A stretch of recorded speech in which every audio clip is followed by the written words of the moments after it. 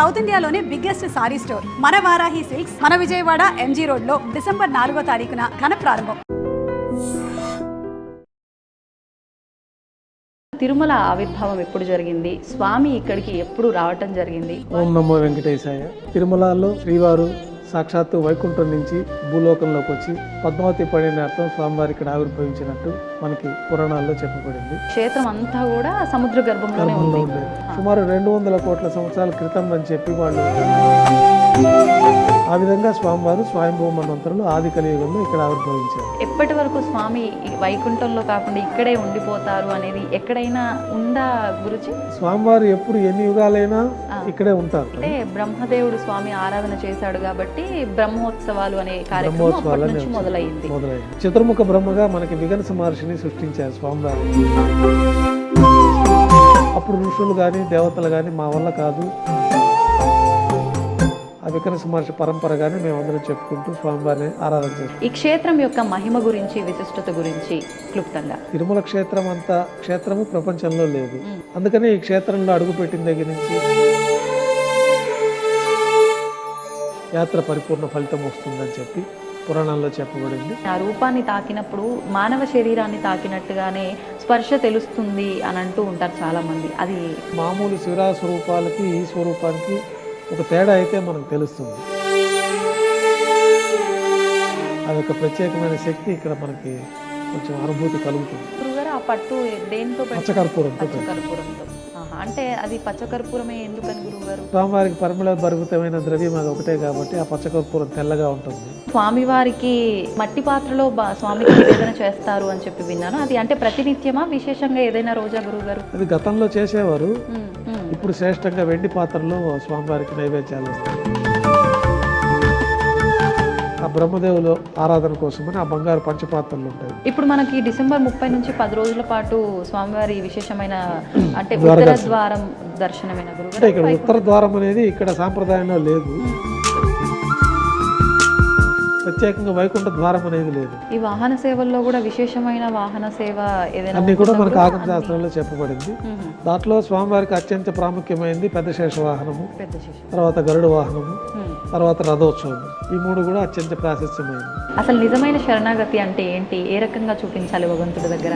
అంటే అన్నీ వదిలేసి మన పనే దైవంగా భావించాలి, ఫలితాన్ని స్వామివారికి వదిలేయాలి. గురుగారు, ఇప్పుడు అష్టాక్షరి మంత్రం యొక్క గొప్పతనం చాలా విశేషంగా చెప్తూ ఉంటారు. అసలు ఏంటి అష్టాక్షరి మంత్రం గొప్పతనం? పురాణాల్లో సులభమైన మార్గం అష్టాక్షరి మంత్రం. ఈ అష్టాక్షరి మంత్రాన్ని ఓం నమో నారాయణాయ, తర్వాత ఓం నమో భగవతే వాసుదేవాయ, ఈ 2 పరిపూర్ణమైన ఫలితాలు. గురుగారు, భగవంతుడు ముందు నమస్కరించేటప్పుడు 2 చేతులు మనకు అంటే ఏ పొజిషన్లో ఉంటే కరెక్ట్ నమస్కారం కిందకు వస్తుంది? హృదయం పొజిషన్లో ఉన్నప్పుడు ఒక నమస్కారం ఉంటుంది. శరణాగతి పొందినప్పుడు చేతులు పైకెత్తి నువ్వే దిక్కు స్వామి అని, ఆపదముకు అనాథరక్షక గోవింద అనే స్మరణ చేసి మొత్తం పైకి లేపేసి ఆ శరణాగతితోటి ఆ నమస్కారం చేసుకోవడం, హృదయపూర్వకంగా నమస్కారం చేసుకోవడం, హృదయాల నుంచి హృదయం దగ్గర ఉంటుంది. నమో వెంకటేశాయ. ఐ డ్రీమ్ సనాతన వైభవం కార్యక్రమానికి స్వాగతం. నేను మీ విజిత.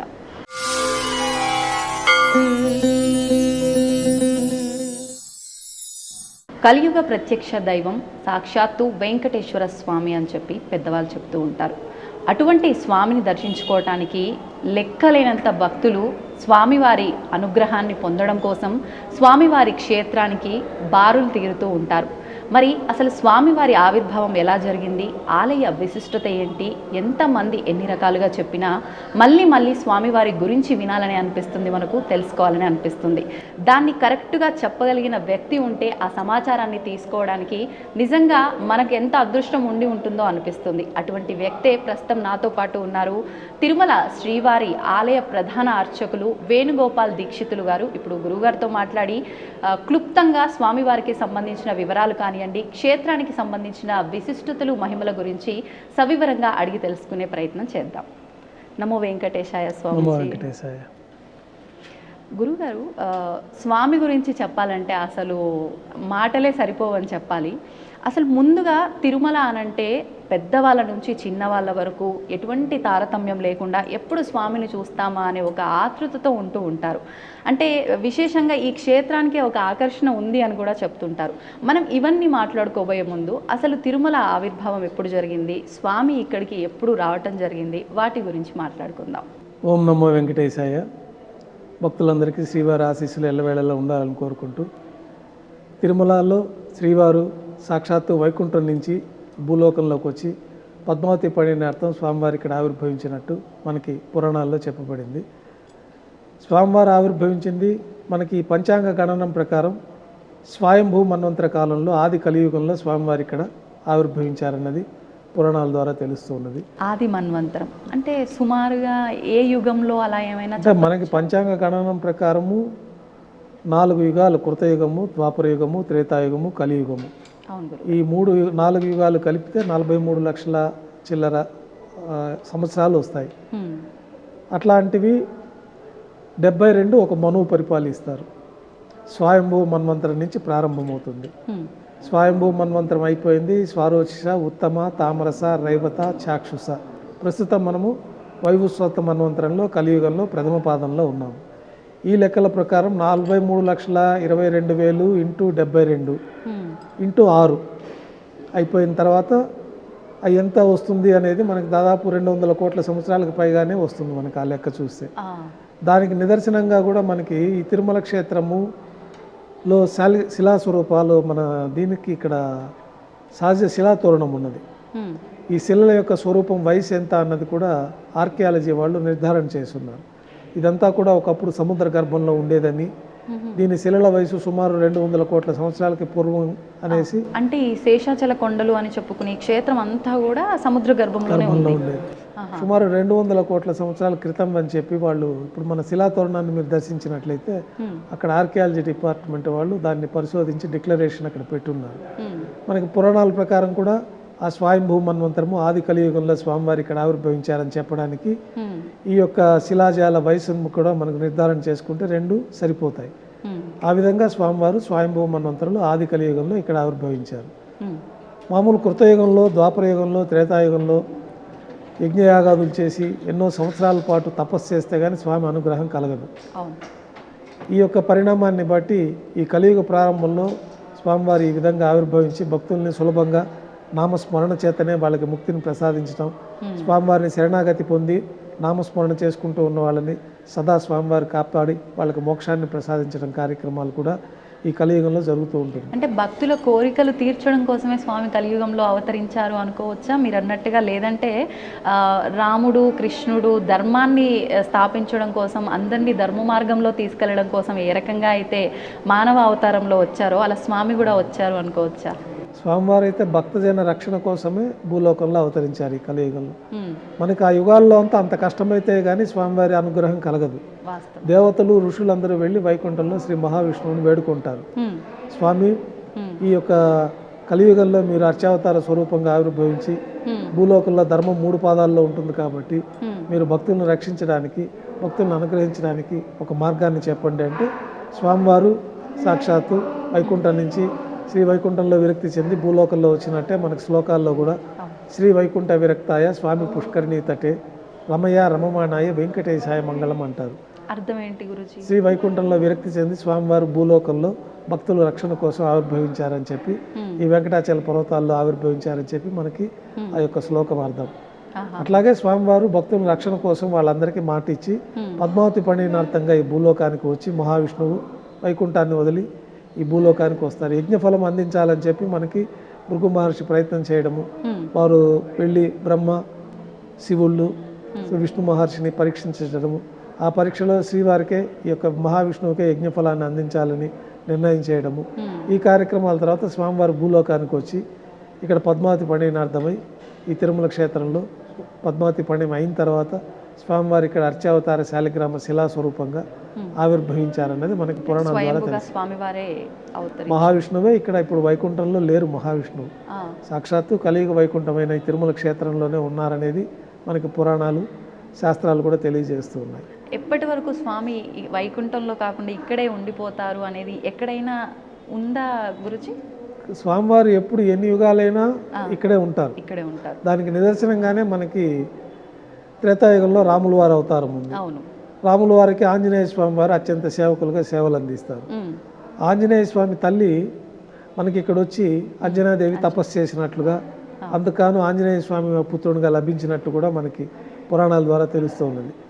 ఆంజనేయ స్వామి, అందుకే మనకు అంజనాద్రి అనే ఒక పర్వతం కూడా ఉన్నది ఇక్కడ. 7 కొండల్లో అంజనాద్రి అనే ఒక పర్వతం కూడా ఉంది. అట్లాగే విశేషంగా దశరథ మహారాజు కూడా వచ్చి పుష్కరిణిలో స్నానం ఆచరించినట్లు కూడా మనకి పురాణాల్లో తెలుస్తూ ఉంటుంది. అంటే ఆది కలియుగంలో స్వామివారు ఆవిర్భవించిన అన్ని యుగాలలో స్వామివారు ఇక్కడ తిరుమల క్షేత్రంలోనే ఉన్నారని చెప్పి ఎంతో మంది ఋషులంతా కూడా ఆయా యుగాలలో వచ్చి స్వామివారిని దర్శించుకొని స్వామివారి అనుగ్రహాన్ని పొందారన్నది కూడా మనకి పురాణాల ద్వారా మనకి ఈ విషయాలన్నీ తెలియపరుస్తాయి. ఇప్పుడు స్వామివారు అంటే విశేషంగా ఇక్కడ ఆవిర్భవించడానికి కొన్ని రకాల రీజన్స్ చెప్తూ ఉంటారు. అంటే ఏదో పర్పస్ మీద, అంటే అమ్మవారి కోసమో ఏదో ఒక పర్పస్ భక్తుడి కోసమో ఇక్కడికి రావడం జరిగింది. వచ్చిన వెంటనే స్వామివారు ఇక్కడ ఉండాల్సిన ఒక విధానం ఏర్పడింది, అందుకే ఇక్కడ ఉండిపోయారు. ఇలా కొన్ని విధానాలు వింటూ ఉంటాం. అది ఎంతవరకు వాస్తవం గురించి?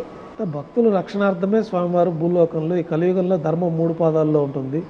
ఈ కలియుగంలో మానవులకు కూడా జీవిత కాలం కూడా చాలా తక్కువగా ఉంటుంది. మిగతా యుగాలలో వాళ్ళకి జీవితకాలం ఎక్కువ, ఇక్కడ జీవితకాలం తక్కువ ఉంటుంది. ధర్మం 3 పాదాల్లో ఉంటుంది.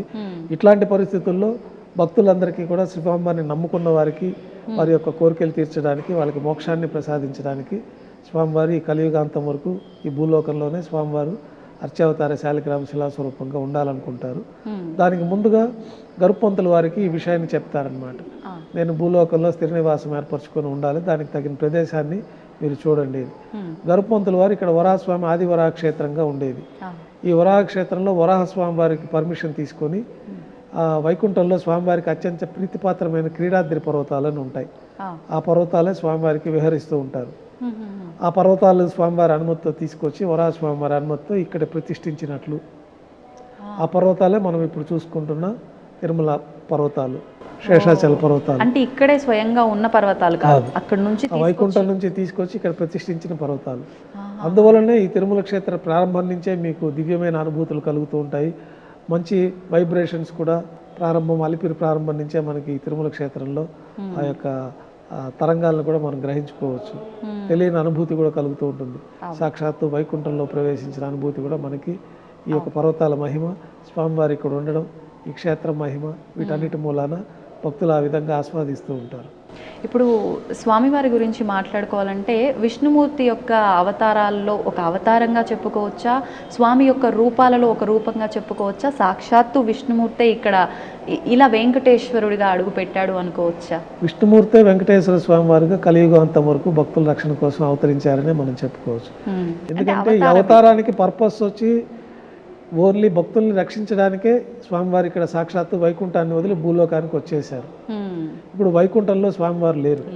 వైకుంఠం అంతా తిరుమల క్షేత్రము, ఇక్కడే ఉన్నారు. గంధర్వులు, కిన్నెరులు, కింపురుషులు, యక్షులు, ఋషులంతా కూడా ఈ పర్వతాల్లో అదృశ్య రూపంలో ఉండి స్వామివారిని సదా దర్శించుకుంటూ స్వామివారికి సేవ చేసుకుంటూ ఉంటారన్నది కూడా మనకి పురాణాల్లో చెప్పబడింది. తిరుమల శ్రీవారి ఆలయంలో కూడా ఆ విధానాలు నేటికి పాటించుకుంటూ వస్తూ ఉన్నాము. ప్రతిరోజు రాత్రి ఏకాంత సేవ పూర్తయిన తర్వాత దేవాలయం తలుపులు మూసివేసి ఇంటికి వచ్చేసిన తర్వాత సాక్షాత్తు చతుర్ముఖ బ్రహ్మదేవులు వారే వచ్చి స్వామివారికి ఆరాధన చేస్తూ ఉంటారు. గంధర్వులు, కిన్నెరులు, కింపురుషులు, యక్షులు, ఋషులంతా కూడా వచ్చి స్వామివారిని దర్శించుకొని స్వామివారి యొక్క అనుగ్రహాన్ని పొందుతుంటారని చెప్పి మనకి ఈనాటికి కూడా ఆ యొక్క తీర్థాన్ని అక్కడ ఉంచడము. అట్లాగే స్వామివారు వైకుంఠం నుంచి ఇక్కడికి వచ్చి పద్మావతి అమ్మవారిని వివాహం చేసుకున్న తర్వాత కన్యామాసం శ్రవణ నక్షత్రం రోజున ఇక్కడ శిలాస్వరూపంగా ఆవిర్భవించారని చెప్పి ఆ ప్రతీకగానే బ్రహ్మదేవుల వారే ఈ యొక్క స్వామివారికి ఆరాధనలు, బ్రహ్మోత్సవాలు కూడా నిర్వహించారని చెప్పి, అందుకే బ్రహ్మోత్సవాలు అని చెప్పి మనం ప్రతి ఏటా అత్యంత వైభవంగా స్వామివారికి 9 రోజుల పాటు పుట్టినరోజు వేడుకలలాగా మనం ఆ యొక్క బ్రహ్మోత్సవాలు నిర్వహిస్తూ ఉంటాం. అంటే బ్రహ్మదేవుడు స్వామి ఆరాధన చేశాడు కాబట్టి బ్రహ్మోత్సవాలు అనే కార్యక్రమం అప్పటి నుంచి మొదలైంది. అంటే స్వామి అవతరించిన వెంటనే ఈ క్రతువు ఆరంభమైందా గురుజీ? బ్రహ్మదేవుల వారే వచ్చి స్వామివారికి ఆరాధన చేశారని, చతుర్ముఖ బ్రహ్మగా మనకి విఘనస మహర్షిని సృష్టించారు స్వామివారే. ఆ విఘనస మహర్షి స్వామివారికి ఆరాధన చేస్తూ ఉంటారు. నవబ్రహ్మంలో విఘనస మహర్షి కూడా చతుర్భుజాలతోటి సాక్షాత్తు శ్రీ మహావిష్ణువు యొక్క స్వరూపంలో నుంచి ఆవిర్భవించి, అంటే ఈ ఋషులందరూ వెళ్ళి స్వామివారిని కలియుగాంతం వరకు మీరు భూలోకంలో ఉండి భక్తులను రక్షించాలని కోరినప్పుడు నాకు వాళ్ళు ఋషుల్ని దేవతలందరినీ పిలిచి తగిన విధి విధానాలు పూజా విధానాలు ఇవి ఏర్పాటు చేస్తే నేను ఉంటాను, దానికి తగిన శాస్త్రాన్ని మీరు ఏర్పాటు చేయవలసిందని వాళ్ళందరినీ కోరుతారు. అప్పుడు ఋషులు కానీ దేవతలు కానీ మా వల్ల కాదు, తమరికి సంతృప్తికరంగా సేవలు అందించే విషయంలో దానికి తగిన మార్గాలు నిర్దేశం చేయడంలో మాకు ఆ శక్తి సరిపోదని చెప్పి స్వామివారిని మీరే దీనికి ఒక తరుణోపాయాన్ని ఆలోచించి చెప్పాల్సిందిగా కోరుతారు. అప్పుడు వారి ఆత్మస్వరూపంలో నుంచి శ్రీ విఘర్ష మహర్షి చతుర్భుజాలతోటి శంకుచక్రాలతో చతుర్భుజాలతో స్వామివారిని విఘర్ష మహర్షిగా ఒక స్వరూపాన్ని ఆవిర్భవింపచేస్తారు. ఆ విఘర్ష మహర్షి భృగు, అత్రి, కశ్యప, మరీచి మహర్షులు పెట్టుకొని ఈ యొక్క స్వామివారి ఆరాధన విధానాలు, స్వామివారి దేవాలయం ఎట్లా నిర్మాణం చేయాలా, విమానార్చన కల్పము, అట్లాగే ఈ వైఘానసులుగా ఆయన పరంపరకు సంతతికి చెందిన మేమందరం కూడా వైఘానసులుగా స్వామివారి ఆరాధన చేస్తూ ఉంటాము. ఆ విఘర్ష మహర్షి పరంపరే మేమందరం కూడా ఇక్కడ ఆచరిస్తూ ఆ విఘర్ష మహర్షి పరంపరగానే మేమందరం చెప్పుకుంటూ స్వామివారిని ఆరాధన చేసుకుంటూ ఉంటాం. మీది ఎన్నో తరం గురువు గారు ఆ మహర్షి పరంపరలో? మహర్షి పరంపర అనాదిగా ఉన్నది.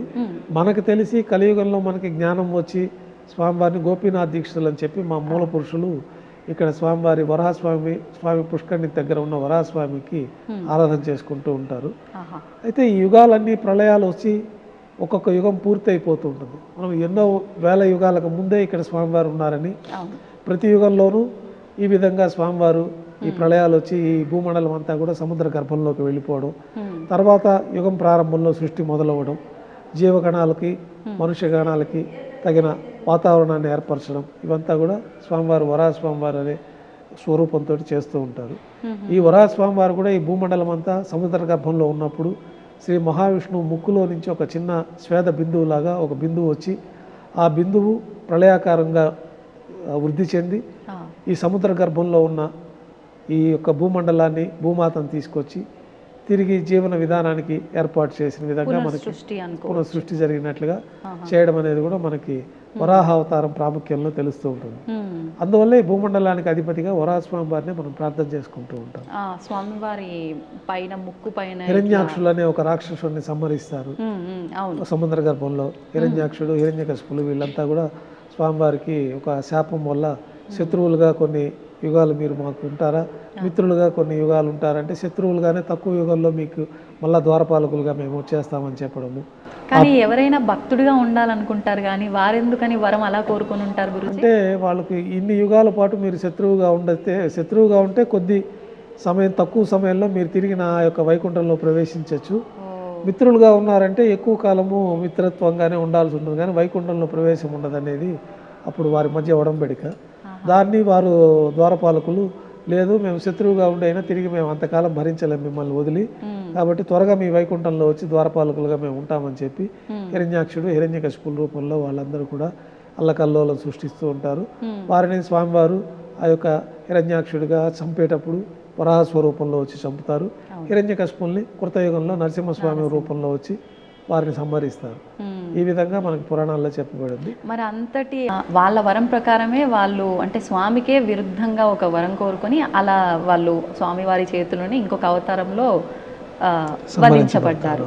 మరి వాళ్ళ కడుపులోనే మళ్ళీ అంటే ప్రహ్లాదుడు విష్ణుకి అమితమైన భక్తుడిగా పుట్టడం కూడా అదేమైనా రీజనా? అదే వాళ్ళ సంహారానికి ఒక మార్గం కావాలి కాబట్టి వాళ్ళకి మనకి హిరణ్యకశిపులు వారు విష్ణువుని ద్వేషిస్తూ ఉంటారు కాబట్టి తానే భగవంతుడు అనే కోరికల వల్ల బ్రహ్మదేవుడి దగ్గర తపస్సు చేసి ఈ యొక్క మరణం అనేది లేకుండా అందరికీ అధిపతి తానే నేనే దేవుడు అనే వరాన్ని వాళ్ళు పొంది ఉంటారు కాబట్టి వారి కడుపులోనే వాళ్ళకి ఈ ప్రహ్లాదుడి రూపంలో జన్మించడము, ఆ ప్రహ్లాదుడు విష్ణు భక్తితో ఉండడము, తర్వాత హిరణ్యకశిపుల వారికి కోపం రావడము, వారిని నానా విధాలుగా ప్రహ్లాదుడిని హింసించడము, ఆ సమయంలో స్వామివారు సదా ప్రహ్లాదుడిని కాపాడుకుంటూ రావడము, చివరిగా ఆయన్ని సంహరించాలంటే ఈ భూమండలం మీద కానీ ఆకాశంలో కానీ సముద్రంలో కానీ నేలలో కానీ ఇట్లా మృత్యువు లేకుండా కోరికలు కోరి ఉంటారు. అందుకనే స్వామివారు ఆయన తొడలపైన కూర్చోపెట్టుకొని మానవ రూపంలో కానీ వేరే రూపంలో కానీ చావుకు ఉండకూడదు, దేవతల రూపంలో కానీ ఆ కోరికలన్నిటి మీదట స్వామివారు నరనారసింహ రూపంలో వచ్చి ఈ యొక్క హిరణ్యాక్షుడిని సంహరించి హిరణ్యకశిపుని సంహరించి ప్రహ్లాదుడికి ముక్తిని ప్రసాదిస్తారు. అంటే ప్రతిదీ ఏం జరిగినా కూడా అది దాని వెనకాల ఒక ఆంతర్యంతో స్వామి సృష్టించిన విధానం ఇదంతా కూడా ఓకే. మీరు అన్నట్టుగా ఇందాక ఒక మాట అన్నారు, అంటే కలియుగంలో స్వామి నామస్మరణే చాలు, ముందటి యుగాలలాగా హోమాలు యాగాలు యజ్ఞాలు అవసరం లేదు, అంటే కలో వెంకట నాయక అంటూ ఉంటారు. దానికి అర్థం అదేనా? దాన్ని ఏ రకంగా అర్థం చేసుకోవచ్చు? అంటే కలియుగంలో వెంకటేశ్వర స్వామి ప్రథమ దేవత, కలో వెంకట నాయక. అట్లాగే వెంకటాద్రి సంస్థానం బ్రహ్మాండే నాస్తి కించన వెంకటేశ సమోదేవో నభూతో నభవిష్యతి. ఈ వెంకటాచల పర్వతాలు అంత పవిత్రమైన ప్రదేశం లేదు, ఈ వెంకటేశ్వర స్వామి వారి మించిన దైవం లేదనేది మనకి పురాణాల్లో కూడా చెప్పబడింది. అదే వెంకటాద్రి సంస్థానం బ్రహ్మాండే నాస్తి కించన, ఈ బ్రహ్మాండంలో ఇంతకు మించిన సంస్థానం లేదు. వెంకటేశ సమోదేవో నభూతో నభవిష్యతి. ముందు కానీ తర్వాత కానీ ఇంతటి మహిమాన్వితమైన దేవతామూర్తులు, అంత సమానమైన దేవతలు ఎవరు లేరన్నది కూడా మనకి పురాణాల ద్వారా తెలుస్తూ ఉంటుంది. అందువల్లే స్వామివారిని గోవిందనామ స్మరణ చేతనే ఆయనాన్ని శరణాగతి పొందిన వారికి సమస్తమైన కోరికలను తీర్చడం. భక్తులందరూ కూడా గతంలో చాలా పరిమిత సంఖ్యలో వచ్చేవాళ్ళు, జీవితకాలంలో ఒక్కసారి వచ్చి స్వామిని దర్శించుకుంటేనే వాళ్ళ జీవితం ధన్యమైపోయిందని భావించే పరిస్థితులు ఉండేవి. తర్వాత ఈ సౌకర్యాలు పెరగడము, స్వామివారి అనుగ్రహం చేత వాళ్ళందరూ తిరిగి తిరుమల క్షేత్రాన్ని సందర్శించడము, వారి కోరికలన్నీ కూడా పరిపూర్ణంగా తీర్చుకోవడం, సంపూర్ణమైన ఆనందంతో తిరిగి వారి గ్రామాలకు వెళ్ళడం జరుగుతూ ఉంటుంది. ఆ స్వామివారి అనుగ్రహము ప్రతి భక్తుడికి స్వీయ అనుభవాలు ఎన్నో విధాలుగా అనుభవించి ఉంటారు. అందుకే తిరిగి స్వామివారిని వచ్చి దర్శనం చేసుకుంటూ ఉంటారు. అంటే తిరిగి వస్తున్నప్పటికీ అసలు ఫస్ట్ మొదటగా అడుగు పెట్టాలన్నా కూడా స్వామి ఆయన పిలుచుకుంది, అసలు ఈ క్షేత్ర ప్రాంగణంలో కూడా అడుగు పెట్టడానికే వీలు లేదు, ఆయన పిలుచుకుంటాడు భక్తులను అలా అంటారు. అది వాస్తవమే అంటారా? అంతే అండి. స్వామివారి అనుగ్రహం లేదే మనకు స్వామి దర్శనం లభించదు.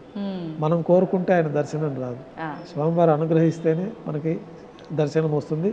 అనుగ్రహం రావాలంటే మనం సదా ఆయన్ని నమ్మి శరణాగతి పొంది నువ్వే దిక్కు స్వామి అని మనం బయలుదేరితే తప్పకుండా స్వామివారి వారికి ఎలాంటి ఇబ్బందులు లేకుండా దర్శనాలంతా కూడా జరిగి స్వామివారి యొక్క అనుగ్రహాన్ని కూడా పొందే మార్గాలన్నీ కూడా స్వామివారే సూచిస్తారు. ఓకే గురుగారు, ఇప్పుడు క్షేత్రం అనగానే అంటే వెళ్ళి ఒక ద్వారం నుంచి వచ్చే అంత చిన్న క్షేత్రం అయితే ఏం కాదు. సాక్షాత్తు స్వామివారు 7 కొండల పైన కొలువై ఉన్నారు. ఈ క్షేత్రం యొక్క మహిమ గురించి, విశిష్టత గురించి క్లుప్తంగా. తిరుమల క్షేత్రం అంత క్షేత్రము ప్రపంచంలో లేదు. ఇంతటి స్వామి ప్రపంచంలో మరెవరూ సాటి రారు. అందుకనే ఈ క్షేత్రంలో అడుగుపెట్టిన దగ్గర నుంచి వాళ్ళల్లో ఉండే సమస్తమైన దోషాలు తొలగిపోవడము. ఈ తిరుమల క్షేత్రంలో మొట్టమొదటిసారిగా కూడా ఈ క్రమం ఎట్లా చెప్పబడి ఉందంటే, ఈ స్వామివారికి స్థలం ఇస్తారు. ఇచ్చినప్పుడు స్వామివారు అక్కడ ఉత్తర నైరుతి భాగంలో, దక్షిణ నైరుతి భాగంలో స్వామివారు ఆవిర్భవించి ఉంటారు. అయితే గోపీనాథ దీక్షల వారికి వరాహస్వామి చెప్తారు, ఈ కలియుగాంతంలో, ఈ కలియుగ ప్రారంభంలో స్వామివారు అక్కడ ఉన్నారన్న సంగతి మనకు తెలియదు కదా. అప్పుడు ఆయనకి మన గోపీనాథ్ దీక్షితుల వారు, మా మూల పురుషులకి, ఈ వరాహస్వామి వారి దక్షిణ నైరుతిలో చింత చెట్టు కింద వాల్మీకం అంటే పాము పుట్ట కింద స్వామివారు శిలాస్వరూపం ఉన్నది. అర్చావతార స్వరూపంగా స్వామివారి శిలాస్వరూపమైన స్వరూపం అక్కడ ఉంది. మీరు ప్రతిష్ఠించి ఆగమన ప్రకారంగా ఆరాధనలు చేయవలసిందని ఆజ్ఞాపిస్తారు. తర్వాత గోపీనాథ్ దీక్షితుల వాళ్ళు రంగదాసుడు అనే భక్తుని ద్వారా వెళ్ళి అక్కడ స్వామివారిని తీసుకొని ప్రతిష్ఠించి ఫస్ట్ దారోష్ణమైన గోక్షీరంతో స్వామివారికి అభిషేకం గావించి ఆగమోక్తంగా ప్రతిష్ఠ జరుగుతుంది. ఆనాటి నుంచి నేటి వరకు కూడా వైఖానస భగవత్ శాస్త్రం ప్రకారమే స్వామివారికి ఆరాధన జరుగుతూ ఉంటుంది. ఈ వరాహ స్వామివారికి ఇక్కడ స్థలం ఇచ్చేక ముందు ఒక ఒడంబడిక ఏర్పాటు చేసుకుంటారు. ఏంటి గురువుగారు? ముందుగా వరాహ స్వామివారికే దర్శనం చేసుకోవాలి. వరాహస్వామిలో పుష్కరిణిలో స్నానం ఆచరించడం, తర్వాత వరాహస్వామి వారి దర్శనం చేసుకోవడం, తర్వాతనే శ్రీ వెంకటేశ్వర స్వామి వారి దర్శనం చేసుకుంటే యాత్ర పరిపూర్ణ ఫలితం వస్తుందని చెప్పి పురాణాల్లో చెప్పబడి ఉంది. ఆ యొక్క సాంప్రదాయం ప్రకారం నేటికి కూడా ముందుగా శ్రీ వరాహస్వామి వారికే పూజలు ప్రారంభమవుతాయి. ముందుగా నైవేద్యం కూడా వరాహస్వామి వారికి నైవేద్యం అయిన తర్వాతనే స్వామివారికి నైవేద్యం జరపబడుతూ ఉంటుంది. ఈ మహిమాన్వితమైన క్షేత్రంలో భక్తులందరూ కూడా వచ్చి స్వామివారి యొక్క దివ్యమంగళ శక్తిని, స్వామివారి యొక్క స్వరూపాన్ని దర్శించుకొని క్షణకాలం దర్శించుకుంటారు. మళ్ళీ స్వరూపం అనేది గుర్తుండదు. మళ్ళీ వెనక్కి తిరిగి స్వామివారిని దర్శించుకోవాలనే ఒక అనుభూతి వాళ్ళకి ఎక్కువగా ఉంటుంది. ఎందుకని అంటారు గురువుగారు అలా? అంటే ఆ సాక్షాత్తు శాలిగ్రామ శిలా స్వరూపము అతీతమైన శక్తి కళ స్వరూపం కాబట్టి అది మనకి మనసులో నిలబడదు ఆ స్వరూపం. మళ్ళీ ఇంకొకటి కూడా గురువుగారు, అంటే అందరూ చెప్తూనే ఉంటారు అక్కడ పురోహితులు, ప్రతి ఒక్కరూ, సెక్యూరిటీ వాళ్ళు, సిబ్బంది ఎవరైనా ఉన్నా కూడా కళ్ళు మూసుకొని అస్సలు స్వామిని మీరు దర్శించుకోవద్దు, కళ్ళు తెరిచి చూడండి అని. అయినా కూడా తెలియకుండానే రాగానే కళ్ళు మూసుకొని నమస్కారం చేస్తూ ఉంటాము. వచ్చే దగ్గర నుంచి అక్కడ స్వామి ముందుకు వచ్చే వరకు ఎన్నెన్నో కోరికలు అనుకుంటూ వస్తాం మనసులో, అక్కడికి వచ్చేసరికి అసలు ఏమీ గుర్తుండవు, అన్నీ మర్చిపోతాము. ఎందుకంటారు అలా? అంటే తెలియకుండానే స్వామివారిని మనసులో నిలుపుకోవాలని చెప్పి వాళ్ళు కళ్ళు మూసుకోవడం అనేది వాళ్ళకి తెలియకుండానే జరుగుతుంది. కానీ మనం స్వామివారిని ఆపాదమస్తకం పాదాల నుంచి శిరస్సు వరకు దర్శనం చేసుకోవాలన్నది మనకి ఆగమ శాస్త్రాల్లో చెప్పవచ్చు. పాదాది మూర్ధ పర్యంతమని మనకి పాదాల నుంచి స్వామివారిని దర్శన క్రమం కూడా ఆ విధంగా తెలియపరుచున్నది. భక్తులందరూ కూడా ఆ క్షణకాలంలో స్వామివారిని దర్శించుకున్న దాంట్లో ఈ యొక్క ఏమేమి కోరుకోవాలనుకున్నారో కూడా అన్నీ మర్చిపోతారు. అయితే వారు కోరుకోకపోయినా వారికి ఏం కావాలో స్వామివారు తప్పకుండా వాళ్ళు అనుకున్న దానికంటే ఎక్కువగానే ప్రసాదిస్తారు. చాలామందికి అది స్వీయ అనుభవం ఉంటుంది. మనం 100 రూపాయల లాభం కోరుకుంటే స్వామివారు 1000 రూపాయల లాభం, 1,00,000 రూపాయల లాభం ఇవ్వదలుచుకుంటారు. కాబట్టి ఆ విధంగా స్వామివారి అనుగ్రహం ఇంతమంది లక్షల మంది భక్తులకు కూడా స్వీయంగా అనుభవాలు అయ్యి వాళ్ళు తిరిగి వచ్చి స్వామివారిని దర్శించుకుంటారు. అయితే స్వామివారు అట్లా దర్శనం చేసుకొని పక్కకు రాగానే మళ్ళీ తిరిగి చూడాలనిపిస్తుంది. అది ఆ స్వామివారి యొక్క శక్తి. ఆలయంలో ఉండే ఆ తరంగాలంతా కూడా దివ్యమైన శక్తి తరంగాలన్నీ ఉంటాయి. అవును. ఇప్పుడు అంటే తిరుమల క్షేత్రానికి రావాలి అని అంటే ఎన్నెన్నో వ్యయ ప్రయాసలతో, ఎన్నో కష్టాలతో, ఎంతెంతో సేపు క్యూ లైన్లలో ఉండి ఇబ్బంది పడి చాలా అంటే విసిగిపోతూ ఉంటారు కొంతమంది. అవన్నీ స్వామివారికి ముందు గర్భగుళ్ళ ముందరకు వచ్చేసరికి అన్నీ మర్చిపోతారు. ఎందుకు అంటే ఆయన ముగ్ధ మనోహరమైన రూపం చూసి అట్లా అందరూ కూడా నిలబడిపోతారు ఒక క్షణం అని చెప్పొచ్చు. ఒక్కసారి ఆయన రూపం గురించి మనం మాట్లాడుకుందాం విశేషంగా. అంటే స్వామి శంఖ చక్రాలతో ఎంత అందంగా ఒక్కొక్క రోజు ఒక్కొక్క అలంకరణతో ఒక్కొక్క రకమైన ఆభరణంతో కనువిందు చేస్తూ ఉంటారు భక్తులందరినీ కూడా. వాటి గురించి ఏ రోజున ఎటువంటి అలంకారాలు ఉంటాయి ఏంటి వాటి గురించి? స్వామివారు ఈ భూలోకంలో సాక్షాత్తు మహావిష్ణువు వచ్చి పద్మావతి దేవిని పెళ్లి చేసుకున్న తర్వాత మహావిష్ణువే శిలాస్వరూపం అయిపోయారు. అయినప్పుడు స్వామివారు దోవతి కట్టుకొని ఉంటారు. ఆ దోవతి అట్లాగా మనకి ఇప్పుడు శిలాస్వరూపంలో దర్శించుకోవచ్చు. వేళ్ళన్నిటికీ ఉంగరాలు ఉంటాయి. 10 వేళ్ళకి ఉంగరాలు వేసుకొని ఉంటారు స్వామివారు. ఆ ఉంగరాలతో పాటే శిలాస్వరూపం అయ్యారు కాబట్టి ఆ ఉంగరాలు కూడా మనం స్వామివారి యొక్క శిలాస్వరూపంలో దర్శించుకోవచ్చు. అట్లాగే కాలికి మెట్టెలు, అందెలు, పాగడాలు. స్వామివారి వక్షస్థలంలో మహాలక్ష్మి అమ్మవారు వ్యూహలక్ష్మి రూపంగా సూక్ష్మ స్వరూపంలో వేంచేసి ఉంటారు. అందువల్లనే మనకి స్వామికి ఇక్కడ అభిషేకం శుక్రవారం నాడు చేయడం జరుగుతుంది. అమ్మవారు ఉండటం వల్ల అమ్మవారి ప్రాధాన్యత తీసుకొని శుక్రవారం నాడు అభిషేకం చేయడం జరుగుతుంది. శుక్రవారం నాడు మూలవర్ల అభిషేకంతో పాటు వక్షస్థలంలో ఉన్న మహాలక్ష్మి అమ్మవారికి కూడా విశేషంగా పసుపు జలంతో అభిషేకం జరుగుతుంది. అట్లాగే స్వామివారి కిరీటాన్ని ధరించే శిలాస్వరూపం అయ్యారు కాబట్టి కిరీటంతో పాటే స్వామివారు మనకి ఆ స్వరూపాన్ని మనం శాలిగ్రామ శిలాస్వరూపంగా దర్శించుకోవచ్చు. యజ్ఞోపవీతం ఉంటుంది, నాగాభరణ ఆభరణాలు ఉంటాయి, దశావతార వడ్డాణాలు, ఇవన్నీ కూడా స్వామివారి ఆభరణాలతోటే మనం శిలాస్వరూపంలో దర్శించుకోవచ్చు. అవన్నీ మనకు తెలియాలని చెప్పి మనకి రాజులు ఈ భక్తులందరూ ఆభరణాలు చేయిస్తే ఆభరణాలని మనం బంగారు స్వర్ణాభరణాలుగా స్వామివారికి అలంకరణ చేస్తాం. అంటే సాక్షాత్తు ఇప్పుడు ఒక మానవ రూపంలో అంతా అలంకరించుకొని స్వామి మన ముందు ఉంటే ఎలా ఉన్నారో ఆ రకంగా స్వామివారు విగ్రహ రూపంలోకి మారిపోయారు కాబట్టి అదే విధమైన అలంకరణలు నిత్యము చేస్తూ ఉంటారు. మనం కావాలంటే ఆ యొక్క స్వరూపాన్ని ఒక శుక్రవారం నాడు మాత్రమే అభిషేకం సేవ దొరికిన వాళ్ళకి మాత్రమే స్వామివారి ఆభరణాలు కానీ వస్త్రాలు కానీ ఏమీ లేకుండా శాలిగ్రామ శిలా స్వరూపాన్ని మనం శుక్రవారం రోజు మాత్రమే. కానీ చాలా మంది భక్తులు గురువారం రోజు స్వామి ఆభరణాలతో ఉండరు, ఆ రోజే నిజ రూప దర్శనం. అయితే ఆ రోజు దోవతి ఉత్తరీయం వేసుకొని ఉంటారు స్వామివారు. కాబట్టి స్వామివారి యొక్క సహజ స్వరూపాన్ని మనము ఈ దోవతి ఉత్తరీయం కప్పబడి ఉంటుంది కాబట్టి ఆ రోజు కంటే శుక్రవారం నాడు పూర్తిగా అవి కూడా తీసేసి స్వామివారికి ఒక కౌపీనం మాత్రమే పెట్టి అభిషేకం చేస్తాము. ఆ రోజు ఇంకా సంపూర్ణంగా స్వామివారి యొక్క దోవతి, ఆ దోవతి కట్టిన విధానంలో ఉండే మడతలు ఇవన్నీ కూడా శిలా స్వరూపంలో మనం దర్శించుకోవచ్చు. ఇప్పుడు స్వామివారి విగ్రహానికి సంబంధించి కూడా భక్తులలో అంటే ఎవరు చూశారు, ఎవరు విన్నారు, ఎవరు చెప్పారో మరి వాళ్ళు ఊహించుకున్నారో తెలియదు కానీ చాలా చాలా సందేహాలు. మరి అవి నిజాలా లేదంటే మూఢనమ్మకాలా, వాళ్ళకి నోటికి వచ్చినట్టు మాట్లాడుతున్నారా, అసలు వాస్తవం ఏంటనేది తెలియదు గురుగారు. స్వామివారి వెనకాల ప్రాంతం ఎప్పుడు కూడా తడిగానే ఉంటుంది అని చెప్పి, స్వామివారి వెనకాల వెంట్రుకలు ఉంటాయి అని చెప్పి రకరకాలుగా మాట్లాడుతూ ఉంటారు. అవన్నీ ఎంతవరకు వాస్తవాలు? స్వామివారి వెనకాల వెంట్రుకలు ఉండడం అయితే అవాస్తవమే. అది ఏదో తెలియకుండా వారు ప్రచారం చేసుకుంటూ ఉంటారు. స్వామివారి వెంట్రుకలన్నీ కూడా శిలాస్వరూపంలో కలిసిపోయి ఉంటాయి. భుజాల వరకు కేశాలు ఉంటాయి స్వామివారికి, అయితే అది శిలాస్వరూపంలోకి మారిపోయి ఉంటుంది. మనకి మానవుడికి ఉన్నట్టు సహజమైన వెంట్రుకలు అక్కడ ఉండవు కాబట్టి శిలాస్వరూపంలో వెంట్రుకలు అనేది మారిపోయి ఉంటుంది. స్వామివారికి వెనకాల తడి ఉండడము, వెనకాల పూలు వేస్తే అది ఎక్కడో పోయి తేలుతుందంటాము. ఇవన్నీ కూడా వారు ఏదో కొంచెం ప్రచారంలో చేస్తూ ఉంటారు, వాళ్ళకి అనుభూతి అట్లా అనిపించి చేయడమే కానీ వాస్తవానికి అట్లేమీ ఉండదు.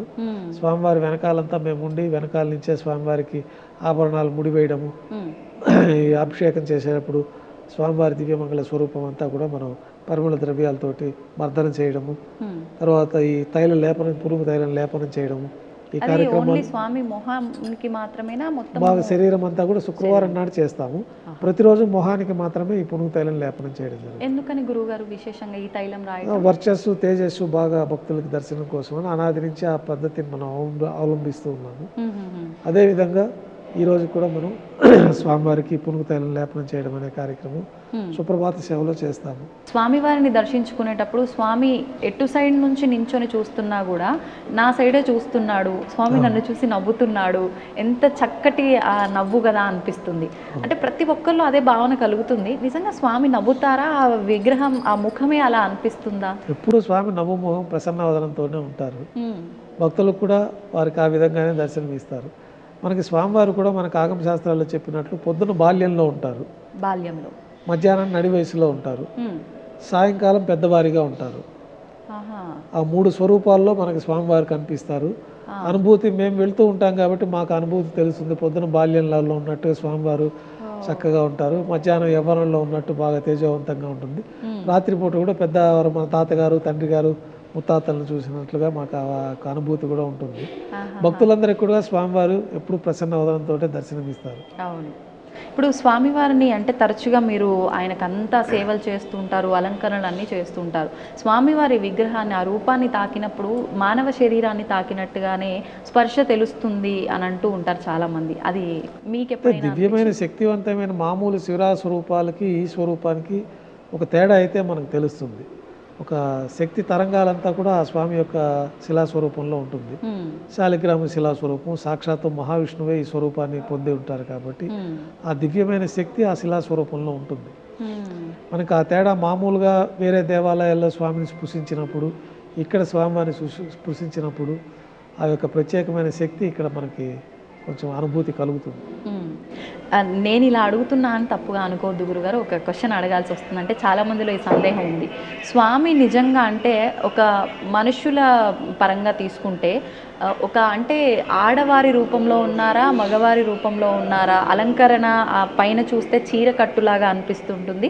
అసలు నిజంగా ఇక్కడ ఉన్నది వెంకటేశ్వరుడేనా, లేదంటే వేరే రూపంలో అమ్మవారి రూపంలో ఏమైనా ఉన్నారా అని చాలామందిలో సందేహము. దాని గురించి ఒక చిన్న, కొంతమందికి గతంలో సుబ్రహ్మణ్య స్వామి అని చెప్పి, ఈ శక్తి స్వరూపం అని చెప్పి కూడా కొంచెం అపోహలు ఉండేవి. కానీ స్వామివారు సాక్షాత్తు మహావిష్ణువే. శ్రీవత్సవం అంటే మా స్వామివారి వక్షస్థలంలో మహాలక్ష్మి అమ్మవారు వేంచేసి ఉన్నారు. ఇతర స్త్రీ స్వరూపం అయితే మహాలక్ష్మి అమ్మవారు ఉండడానికి అక్కడ అవకాశం ఉండదు. పురుష స్వరూపం కాబట్టి మహాలక్ష్మి అమ్మవారు స్వామివారి వక్షస్థలంలో కొలువై ఉన్నారు. దానికి ప్రతీకగానే మనం శుక్రవారం నాడు మహాలక్ష్మి అమ్మవారిని ప్రత్యేకంగా కూడా దర్శించుకోవచ్చు. కాబట్టి స్వామివారి పురుష స్వరూపమే, సాక్షాత్తు శ్రీ మహావిష్ణువు యొక్క స్వరూపమే ఖచ్చితంగా మనం చెప్పవచ్చు. దాంట్లో ఎటువంటి సందేహాలు లేవు. కొంతమంది ఏదో తెలియకుండా దాన్ని ఆ విధంగా సుబ్రహ్మణ్య స్వామి అని చెప్పి, సుబ్రహ్మణ్య స్వామి అయితే వక్షస్థలంలో అమ్మవారు ఉండరు. స్వామివారి వక్షస్థలంలో అమ్మవారు ఉన్నారంటే మహాలక్ష్మి స్వరూపం ఉందంటేనే విష్ణు మహామూర్తి.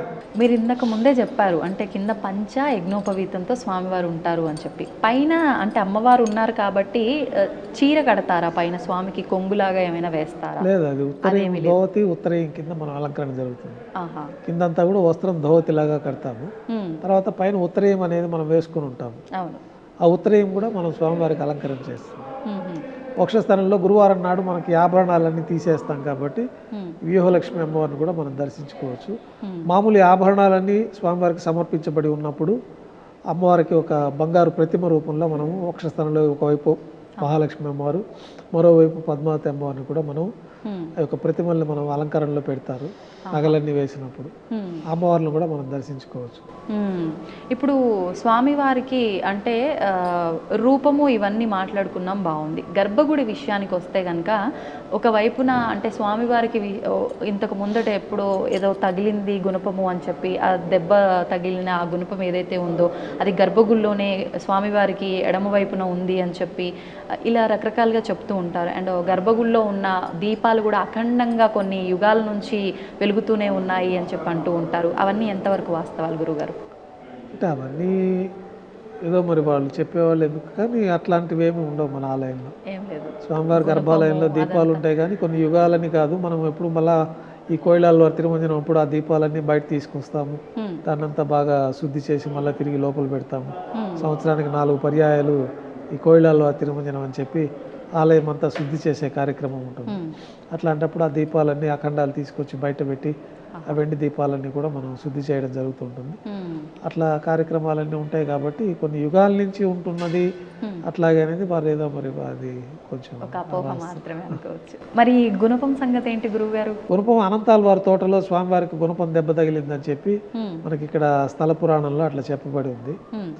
దాని ప్రతీకగానే మనకి మహద్వారం పైన ఆ గుణపం ఉంటుంది, ఏలాడుతూ ఉంటుంది పైన. అది తగిలిందని చెప్పి అందుకనే మనం ఈ తెల్లగా గెడ్డం పట్టు పెడతామనేది ఇక్కడ ఒక పురాణంలో చెప్పబడి ఆ విధానాన్ని అనుసరించి నేటి కూడా ఆ గెడ్డం పట్టు అనేది మనం అక్కడ పచ్చకర్పూరంతో. అంటే అది పచ్చకర్పూరమే ఎందుకని గురువుగారు? స్వామివారికి పరిమళ భరితమైన ద్రవ్యం అది ఒకటే కాబట్టి ఆ పచ్చకర్పూరం తెల్లగా ఉంటుంది. మిగతా గతంలో చందనంతో పెట్టేవాళ్ళు ఒకప్పట్లో స్వామివారికి. చందనంతో పెట్టినప్పుడు అది అంతగా కనిపించేది కాదని చెప్పి తర్వాత పచ్చకర్పూరంతో స్వామివారికి తెల్లగా నామాన్ని అలంకరించడం జరుగుతుంది. మహాద్వారం అంటే గర్భగుడి ముందర ఉండే ద్వారమేనా? మొదట ద్వారం, ప్రారంభంలో ప్రవేశించేసే మొదటి గోపురమే మహాద్వారం అంటారు. తర్వాత వెండి వాకిలి ఉంటుంది, తర్వాత గర్భాలయం లోపల స్వామివారి దగ్గరికి వెళ్తాం. ఓకే. ఇప్పుడు స్వామివారికి ఫేస్ చూడగానే మనకు స్వామివారి కళ్ళు కూడా క్లోజ్ చేయబడి ఉంటుంది పచ్చకర్పూర నామంతో. ఎందుకని అంటే పచ్చకర్పూర నామమే విశేషము. మరి నామం పెట్టొచ్చు, పై వరకైనా పెట్టొచ్చు, కళ్ళుతో మూసేసి మరి ఎందుకు పెట్టాలి? అలా ఏదైనా ఉందా, ముందు నుంచి చెప్పబడి ఉందా? కళ్ళు మూసివేయడానికి గతంలో ఈ వడగల తెంగలి అనే ఒక భేదాభిప్రాయాలు నామంలో వచ్చినప్పుడు ఈ ప్రీవీ కౌన్సిల్లో నార్త్ ఆర్కాట్ పరిపాలనలో ఉండేది అప్పట్లో దేవాలయం. అప్పట్లో నామము యూ టైప్ పెట్టాలా, వై టైప్ పెట్టాలా అని ఈ యొక్క సందిగ్ధంలోది వాళ్ళిద్దరి మధ్య గొడవలు వచ్చి దాన్ని లండన్ ప్రీవీ కౌన్సిల్ ఆ కోర్టులో వేసి అక్కడ యూ వద్దు, వై వద్దు, చదరంగా పెట్టండి అని వాళ్ళు ఒక కోర్టు డైరెక్షన్ ఇవ్వడము. ఆ ప్రకారము స్వామివారికి ఇప్పుడు ఆ సైజులో మనం పెడితే వాళ్ళొక సైజు కూడా నిర్ధారణ చేయడం జరిగింది. ఆ సైజులో మనం స్వామివారికి నామం అలంకారం చేయడంతో కళ్ళు మూత వేయబడుతూ ఉంటాయి. అయితే గురువారం నాడు నేత్ర దర్శనంగా మనము శుక్రవారం అభిషేకం ఏర్పాట్లో భాగంగా నేత్రాలు కనిపించే విధంగా ఆ నామాన్ని చిన్న చేయటం అనేది కూడా మన తిరుమల ఆలయంలో దర్శించుకోవచ్చు. ఆ కోర్టు యొక్క ఆదేశానుసారం ఆ విధంగా చేయవలసి వచ్చింది, కానీ దానికి ప్రత్యేకమైన కారణాలంటూ ఏమీ మనకు పురాణాల్లో ఎక్కడ చెప్పబడలేదు. ఇప్పుడు ఈ 3 నామాలే ఎందుకని గురుగారు? దాని వెనకాల కూడా ఆంతర్యం ఏమైనా ఉందా? అంటే నామం సైజు ఇలా పెట్టాలి, ఈ షేప్లో. అంటే ఇది కోర్టు ఆదేశాల మేరకే. మనకైతే కస్తూరి తిలకం అనేది ఒక తిలకము సెంటర్లో పెట్టుకోవడం అనేది ఒకటి సహజసిద్ధంగా అనాది నుంచి ఉంది. ఈ నామం అనేది స్వామివారి పాదాలు ఆకారంలో మనకి యూ అంటే పాదం ఇట్లా పెట్టినప్పుడు ఆ యూ షేప్లో అట్లా ఉంటుంది కాబట్టి ఆ యూ షేప్ నామం అట్లా ఉంటుంది. స్వామివారికి కూడా ఆ నామాన్ని అట్లా అలంకరించి మధ్యలో నల్లటి కస్తూరి తిలకాన్ని మనము ఈ పునుగు దీంతో మనం కస్తూరి తిలకం అనేసి ఈ కస్తూరి ముఖం నుంచి వచ్చిన దాంతో కస్తూరి కూడా మనం అలంకారం చేయడం జరుగుతుంది. ఓకే. అయితే చాలా మంది విశ్వసిస్తూ ఉంటారని నేను విన్నాను, అది వాస్తవమో ఏంటో తెలియదు కానీ తిరుమల క్షేత్రంలో కూడా అంటే షాపింగ్ మాల్స్ వాళ్ళు కానివ్వండి, ఇక్కడ నివసించే వారందరూ కూడా మిగతా రోజులంతా స్వామి పచ్చకర్పూర నామంతో కళ్ళు కప్పవేయబడి ఉంటాయి. గురువారమో మీరు చెప్పినట్టుగా ఒక్కరోజు మాత్రమే తీయబడి ఉంటుంది. ఈ రోజున స్వామి అందరినీ చూస్తుంటాడు, ఆ రోజున అబద్ధాలు ఆడకూడదు, ఇలా నిష్టగా ఉండాలి అని చెప్పి అంటూ ఉంటారట. అంటే ఆయన కళ్ళు మూసుకుంటే ఏంటి, తెరిస్తే ఏంటి, అంతా చూస్తూనే ఉంటాడు ఆయన. మరి దీని గురించి ఏం చెప్తారు మీరు? ఇది భక్తుల విశ్వాసము, వారికి ఆ విధమైన భయం అనేది అనాది కాలం నుంచి యొక్క తిరుమల క్షేత్రంలో ఇతర ప్రాంతాల్లో వారికి కూడా ఉన్నది ఆ సాంప్రదాయము. స్వామి కానీ దివ్య దృష్టి, స్వామివారి స్వరూపం. మనం స్వామివారిని చూసిన దానికంటే కూడా స్వామివారి దృష్టిలో మనం పడతాం ఖచ్చితంగా. ఆయన భక్తితోటి మనం తిరుమల క్షేత్రానికి వచ్చినప్పుడు ఆయన దృష్టిలో మనం పడతాము. అది దివ్య దృష్టితో ఉంటారు కానీ స్వామివారి ఇట్లా నేత్రాలు తెలిసి డైరెక్ట్గా మనం చూసినట్టు చూసే విధానం మనకు ఉండదు కదా. ఇప్పుడు మీరు ఇంతకు ముందర చెప్పినట్టు స్వామివారికి వేసిన మాలలు ఇవన్నీ కూడా వెనకాల వేస్తే ఎక్కడో తెలడం, ఇదంతా అవాస్తవం. మరి ఈ స్వామివారికి ఉపయోగించినవన్నీ ఏం చేస్తుంటారు గురువుగారు? మనకు అనాది కాలం నుంచి శ్రీవారి ఆలయంలో ఈశాన్యం వైపున ఒక బావి ఏర్పాటు చేశారు. ఆ అప్పుడు కొద్ది పరిమాణంలో స్వామివారికి పుష్పాలంకరణ జరిగేది. తర్వాత వైభవం పెరిగినాక ఎక్కువ పుష్పాలంకరణ, టన్నుల కొద్దీ స్వామివారి కైంకర్యాలకు పుష్పాలు వినియోగించడం జరుగుతూ ఉంది. అప్పట్లో ఆ పుష్పాలని తీసి ఆ బంగారు బావిలో వేయడానికి ఎవరు తొక్కని ప్రదేశంలో ఉండాలని చెప్పి అక్కడ వేయడము, తర్వాత అక్కడి నుంచి తీసుకెళ్ళి ఒక పారే నది దగ్గర కానీ ఒక చెట్టు మొదల్లో కానీ ఎవరు తొక్కని ప్రదేశంలో నిమజ్జనం చేయడం అనేది అనాది కాలం నుంచి ఉంది. శాస్త్రాలు కూడా ఆ విధంగానే చెప్పబడి ఉంది. ఆ యొక్క పద్ధతిని అనుసరించి ఆ బంగారు బావిలో పుష్పాలు వేయడం జరుగుతుంది. తర్వాత మన గార్డెన్ డిపార్ట్మెంట్ వాళ్ళు, ఉద్యానవన శాఖ వాళ్ళు ఆ పుష్పాలను తీసుకెళ్ళి లోయల్లో నిక్షిప్తం చేయడం జరుగుతుంది భూమిలో. అంటే జనావాసం లేని ప్రదేశం, జనావాసం ఎవరు తొక్కని ప్రదేశంలో, కొండలు లోయలు ఉన్నాయి కాబట్టి వాళ్ళు దానికి తగిన ప్రదేశంలో దాన్ని నిక్షిప్తం చేయడం జరుగుతుంది. ఇప్పుడు స్వామివారికి ఏదైతే ఈ పువ్వులు ఇవన్నీ మాలలు వస్తున్నాయో, అంటే నెయ్యి, పాలు ఇవన్నీ కూడా ఏదో ఒక రహస్యమైన గ్రామం నుంచే విశేషంగా వస్తుంటాయని, ఆ గ్రామవాసులు అంటే వాళ్ళు బయటికి రాకూడదు, ఆ గ్రామంలోకి ఇతరత్ర ఎవరు వెళ్ళకూడదు అని చెప్పి ఒక విషయం నేను విన్నాను. అది ఎంతవరకు వాస్తవం గురువు? ఇదంతా కల్పితాలే కానీ వాస్తవం కాదు. స్వామివారికి ఇక్కడ మన తిరుమల తిరుపతి దేవస్థానం వారు ప్రత్యేకంగా ఈ పశుశాల ఒకటి ఉన్నాయి, దాంట్లో పశువులు ఉన్నాయి. అక్కడి నుంచి పాలు తయారయ్యే అభిషేకానికి కానీ, ప్రతిరోజు నైవేద్యాలకు కానీ, ప్రసాదాలకు కానీ పాలన్నీ కూడా అక్కడి నుంచే వస్తాయి. అది మన పశువులు స్వామివారి దగ్గర ఆధీనంలో ఉండే పశుశాలలోనే ఇవన్నీ తయారవుతూ ఉంటాయి. ఇప్పుడు స్వామివారికి విశేషంగా అంటే మనకు అర్చనలు, అభిషేకాలు, బ్రహ్మోత్సవాలు అన్నారు. ఇలా విశేషంగా నిత్యము ఎలాంటి క్రతువులు జరుగుతూ ఉంటాయి, విశేషంగా ఎలాంటి క్రతువులు జరుగుతూ ఉంటాయి గురుగారు? ప్రతిరోజు స్వామివారికి ఒక మనుష్య స్వరూపంలోనే మనం సేవలు అందిస్తూ ఉంటాము. మనుష్య స్వరూపం, అది కూడా చిన్న పసి బాలుడికి, నెలల పిల్లకి తల్లి ఏ విధంగా అయితే సేవలు అందిస్తుందో ఆ విధంగా మన అర్చకులందరూ కూడా నియమనిష్టలతోటి స్వామివారిని పొద్దున్నే నిద్ర లేపడం దగ్గర నుంచి రాత్రి పడుకోపెట్టే ఏకాంత సేవ వరకు కూడా స్వామివారికి ఆ విధమైన కైంకర్యాలు చేసే విధానాల్ని మన విగర్శ మహర్షి వారు ఏర్పాటు చేస్తున్నారు. మన శాస్త్రాలు, ఆ శాస్త్రాలను అనుసరించి మనం దేహం అంతా శుద్ధి చేసుకొని మన అనుష్ఠానాలు పూర్తి అయిన తర్వాత మడిగా మనం దేవాలయానికి వెళ్ళడం జరుగుతుంది. మొదట దేవాలయం శ్రీవారి కైంకర్యాలన్నీ ప్రారంభమయ్యేది సుప్రభాత సేవతో ప్రారంభమవుతాయి. అంటే మేలుకొలుపు అంటారు. ఈ సుప్రభాత సేవలో మనకి వేద పండితులు బంగారు వాకిల ముందు ఈ సుప్రభాత శ్లోకాలు పఠిస్తూ ఉంటారు. అటువైపు ఇటువైపు సేవా భక్తులంతా కూడా ఆ టికెట్లు తీసుకున్న భక్తులు అక్కడికి వచ్చి ఉంటారు. గర్భాలయంలో మనం ఏకాంత సేవలో మనకి ప్రతిరోజు మూలవర్ని పడుకోబెట్టే విధానం మనకు ఉండదు కాబట్టి అంత పెద్ద స్వరూపానికి మనం దానికి ప్రతినిధిగా భోగ శ్రీనివాసమూర్తి అని చెప్పి వెండి బింబం, పల్లవ మహారాణి 6వ శతాబ్దంలో స్వామివారి ఆలయాన్ని సందర్శించినప్పుడు ఆ వెండి బింబాన్ని మనకి ఇవ్వడం జరిగింది. ఆ భోగ శ్రీనివాసమూర్తి వారికే ఈ యొక్క కౌతుక బేరంగా మనకి ప్రతిరోజు ఉదయం స్వామివారికి ప్రతినిత్యం మనం అభిషేకాలు చేయం కాబట్టి వారికి ప్రతినిధిగా ఈ భోగమూర్తికి అభిషేకం చేయడము, మూలమూర్తికి ప్రతినిధిగానే ఈ భోగమూర్తికి రాత్రి ఏకాంత సేవ నిర్వహించడం కూడా జరుగుతుంది. అంటే గర్భగుడిలోనే ఎప్పుడు పాదాలకు అనుసంధానమై ఉంటారు. స్వామివారి మూలమూర్తికి సంధానంగానే ఉంటారు, అంటి పెట్టుకునే ఉంటుంది. ఆ భోగమూర్తికే మనకి ఈ కైంకర్యాలన్నీ కూడా చేయడం జరుగుతుంది. ఈ సుప్రభాత సేవలో మనం చేసే మేలుకొలుపు కార్యక్రమం కూడా పౌళింపు సేవ ముందు రోజు రాత్రి ఈ భోగమూర్తికే పౌళింపు సేవ జరుగుతుంది. వాళ్ళని మేలుకొల్పి భోగమూర్తిని జీవస్థానంలో అంటే స్వామివారి పాదాల ముందు ప్రతిష్ఠించడం, తర్వాత దారోష్ణమైన గోక్షీరము అంటే అప్పుడే ఆవు నుంచి పిండి తీసుకొచ్చిన పాలని మొదట నైవేద్యంగా స్వామివారికి సమర్పించడం, తర్వాత నవనీత నైవేద్యంగా సమర్పించి ఈ విశ్వరూప దర్శనంతో మనకి సుప్రభాత సేవకులు అందరూ వచ్చిన భక్తులందరూ కూడా దర్శనం చేసుకుంటారు. తర్వాత స్వామివారికి తోమాల సేవ అనే కార్యక్రమం జరుగుతుంది. అంటే స్వామివారిని మేలుకొల్పిన తర్వాత స్వామివారికి ఉపచారాలు సమర్పించడం, స్వామివారికి పాత ప్రక్షాళన చేయడము, హస్తాలు కడుక్కోవడము, దంతధావనం చేయించడము, పసిపిల్లవాడికి తల్లి ఏ విధంగా చేస్తుందో ఆ విధంగా స్వామివారికి ఉపచారాలన్నీ చేసి అభిషేకం, మూలవర్లకు బదులుగా మనం భోగ శ్రీనివాసమూర్తికి అభిషేకం చేస్తాము. స్వామివారికి మంత్రయుక్తంగా మంత్రస్నానాన్ని సమర్పిస్తాము. ఇవన్నీ కూడా తోమాల సేవ అనే ఒక వైదిక కార్యక్రమంలో ఈ కార్యక్రమాలన్నీ కూడా జరుగుతూ ఉంటాయి స్వామివారికి. ఈ ఉపచారాలన్నీ సమర్పించిన తర్వాత స్వామివారికి కొత్తగా పుష్పమాలతో అలంకరణ జరుగుతుంది. తర్వాత ఇందులో ఏమన్నా తెలిసి తెలియక పొరపాట్లు జరుగుంటే చతుర్వేద మంత్రాలతోటి మంత్రపుష్పాన్ని సమర్పించి కర్పూర హారతితోటి తోమాల సేవ అనే కార్యక్రమం పూర్తి అవుతుంది. కర్పూర హారతి అంటే సాధారణమైన హారత, అంటే ఎన్ని హారతులతో? పచ్చ కర్పూర హారతి, నక్షత్ర హారతి, 27 నక్షత్రాలకు సంబంధించి నక్షత్ర హారతి అని ఒకటి ఉంటుంది. ఆ నక్షత్ర హారతి, పచ్చ కర్పూర హారతి సమర్పణతోటి ఆ యొక్క పూజలు ప్రతిదీ పూర్తి అవుతూ ఉంటాయి. తోమాల సేవ అనంతరం స్వామివారికి బంగారు వాకిల్లో ఈయన చక్రవర్తి కాబట్టి కొలువు నిర్వహిస్తారు, దర్బారు. పూర్వం రాజులు కొలువులు అంతా కూడా ఆ గ్రామ పురోహితులు, రాజుల ఆస్థాన పురోహితులు వీరందరూ కూడా వెళ్ళి ఉదయాన్నే రాజుగారు సింహాసనంపైకి రాగానే వారిని పరివిధాలుగా స్తుతించి ఆ రోజు తిథివార నక్షత్రాలతోటి పంచాంగ శ్రవణం వినిపించడము, ఆ రోజు విశేషమైన పర్వదినాలు ఉంటే ఆ కార్యక్రమాలంతా కూడా రాజుగారికి విన్నవించే కార్యక్రమం ఒకటి ఉంటుంది. మనకు ఆగమ శాస్త్రం ప్రకారం కూడా శ్రీవారి ఆలయంలో దర్బారు నిర్వహిస్తారు. ఈ దర్బారుకు ప్రత్యేకమైన కొలువు శ్రీనివాసమూర్తి అని ఒక మూర్తి ఉన్నారు, చిన్న మూర్తి. ఆ మూర్తిని బంగారు వాకిల్ లోపల రాముల వారి వేడకి బంగారు వాకిల్కి మధ్యలో ఉండే ఘంటా మండపంలో ఈ యొక్క దర్బారు నిర్వహిస్తారు.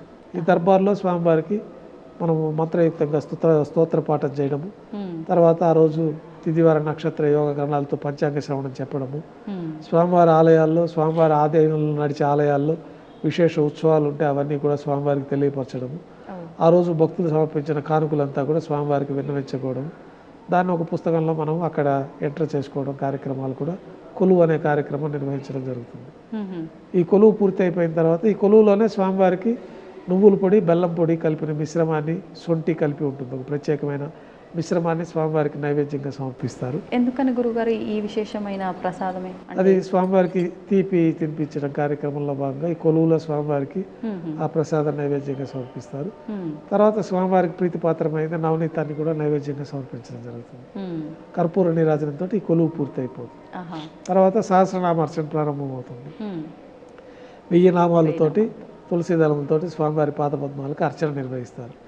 అయితే దేవాలయాల్లో జరిగే ఈ పూజలు, ఈ కైంకర్యాలన్నీ కూడా ఈ రాజారాష్ట్ర గ్రామ యాజమాన్యాలు ప్రపంచమంతా సుభిష్టంగా ఉండాలి, ప్రజలందరూ ఆయురారోగ్యాలు అష్టైశ్వర్యాలతో ఉండాలని చెప్పి ఈ యొక్క పూజా కార్యక్రమాలన్నీ నిర్వహించడం జరుగుతుంది. లోక కళ్యాణం కోసం మన అర్చకులు చేసే కార్యక్రమాలు. మాకు సొంతంగా ఏమన్నా మా కార్యక్రమాలు, మా యొక్క కోరికలు నెరవేరాలంటే మేము గృహంలో మా దేవతలు గృహదేవత అర్చనతో ఆ కోరికలు నెరవేరుతూ ఉంటాయి. దేవాలయంలో మేము చేసే పూజలంతా కూడా అర్చకులు చేసే పూజలంతా లోకక్షేమం కోసము, భక్తుల క్షేమం కోసము జరుగుతూ ఉంటుంది. సొంతంగా ఏమి కోరుకోవటం, సొంతంగా మనకు స్వామివారి అనుగ్రహించి మనకి ఏం కావాలో స్వామివారు ప్రసాదిస్తారు. ఈ జీవితం ప్రసాదించింది కూడా స్వామివారు. ఇన్ని కోట్లాది మంది భక్తులకి మధ్య మాకు ప్రత్యేకంగా స్వామివారి పాదసేవ చేసుకుని ఆయనకి ఈ సేవ చేసుకున్న భాగ్యాన్ని కూడా స్వామివారు ప్రసాదించింది. కాబట్టి అది మేము కోరకుండానే స్వామివారు మాకు ఏం కావాలో అవన్నీ కూడా స్వామివారి ప్రసాదిస్తూ ఉంటారు. లోకక్షేమం కోసం దేవాలయంలో ఈ సహస్రనామార్చన, ఈ పూజలన్నీ పూర్తి అయిపోతాయి. తర్వాత ప్రాతకాల నైవేద్యంలో భాగంగా స్వామివారికి విశేషంగా అన్నప్రసాదాలన్నీ కూడా నైవేద్యంగా సమర్పించడం జరుగుతుంది. ఈ అన్నప్రసాదాల్లో కూడా మాతృప్రసాదం అని చెప్పి మొట్టమొదటిగా గర్భాలయం లోపలికి వచ్చే ప్రసాదం అదొకటే. ఎందుకంటే ఒకళ్ళు మాతాదేవి మొట్టమొదటిసారిగా తన చేతితోటి స్వామివారికి భూలోకంలో ఈ ప్రసాదాన్ని సమర్పించారు కాబట్టి మాతృప్రసాదం పెరుగన్నం. అంటే దాంట్లో తిరగమాత్ర లేకుండా, నెయ్యి పదార్థం ఏది కలవకుండా, నెయ్యి నూనె ఈ పదార్థాలు కలవకుండా పాలు పెరుగుతోటి తయారు చేసిన మాతృప్రసాదాన్ని మొట్టమొదటి నైవేద్యంగా స్వామివారికి నైవేద్యంగా సమర్పిస్తారు. ఇది ముందు రోజే తయారు చేస్తారు లేదా ఆ రోజు తయారు చేస్తారు. అప్పటికప్పుడే తెల్లవారి ఉదయం మనం సుప్రభాత సేవలో ఆలయంలో ప్రవేశించిన తర్వాత ఈ పాచక కైంకర్య పనులు అంటే పోట్లో ప్రసాదాలు తయారు చేసేవాళ్ళని పాచకులు అంటాము.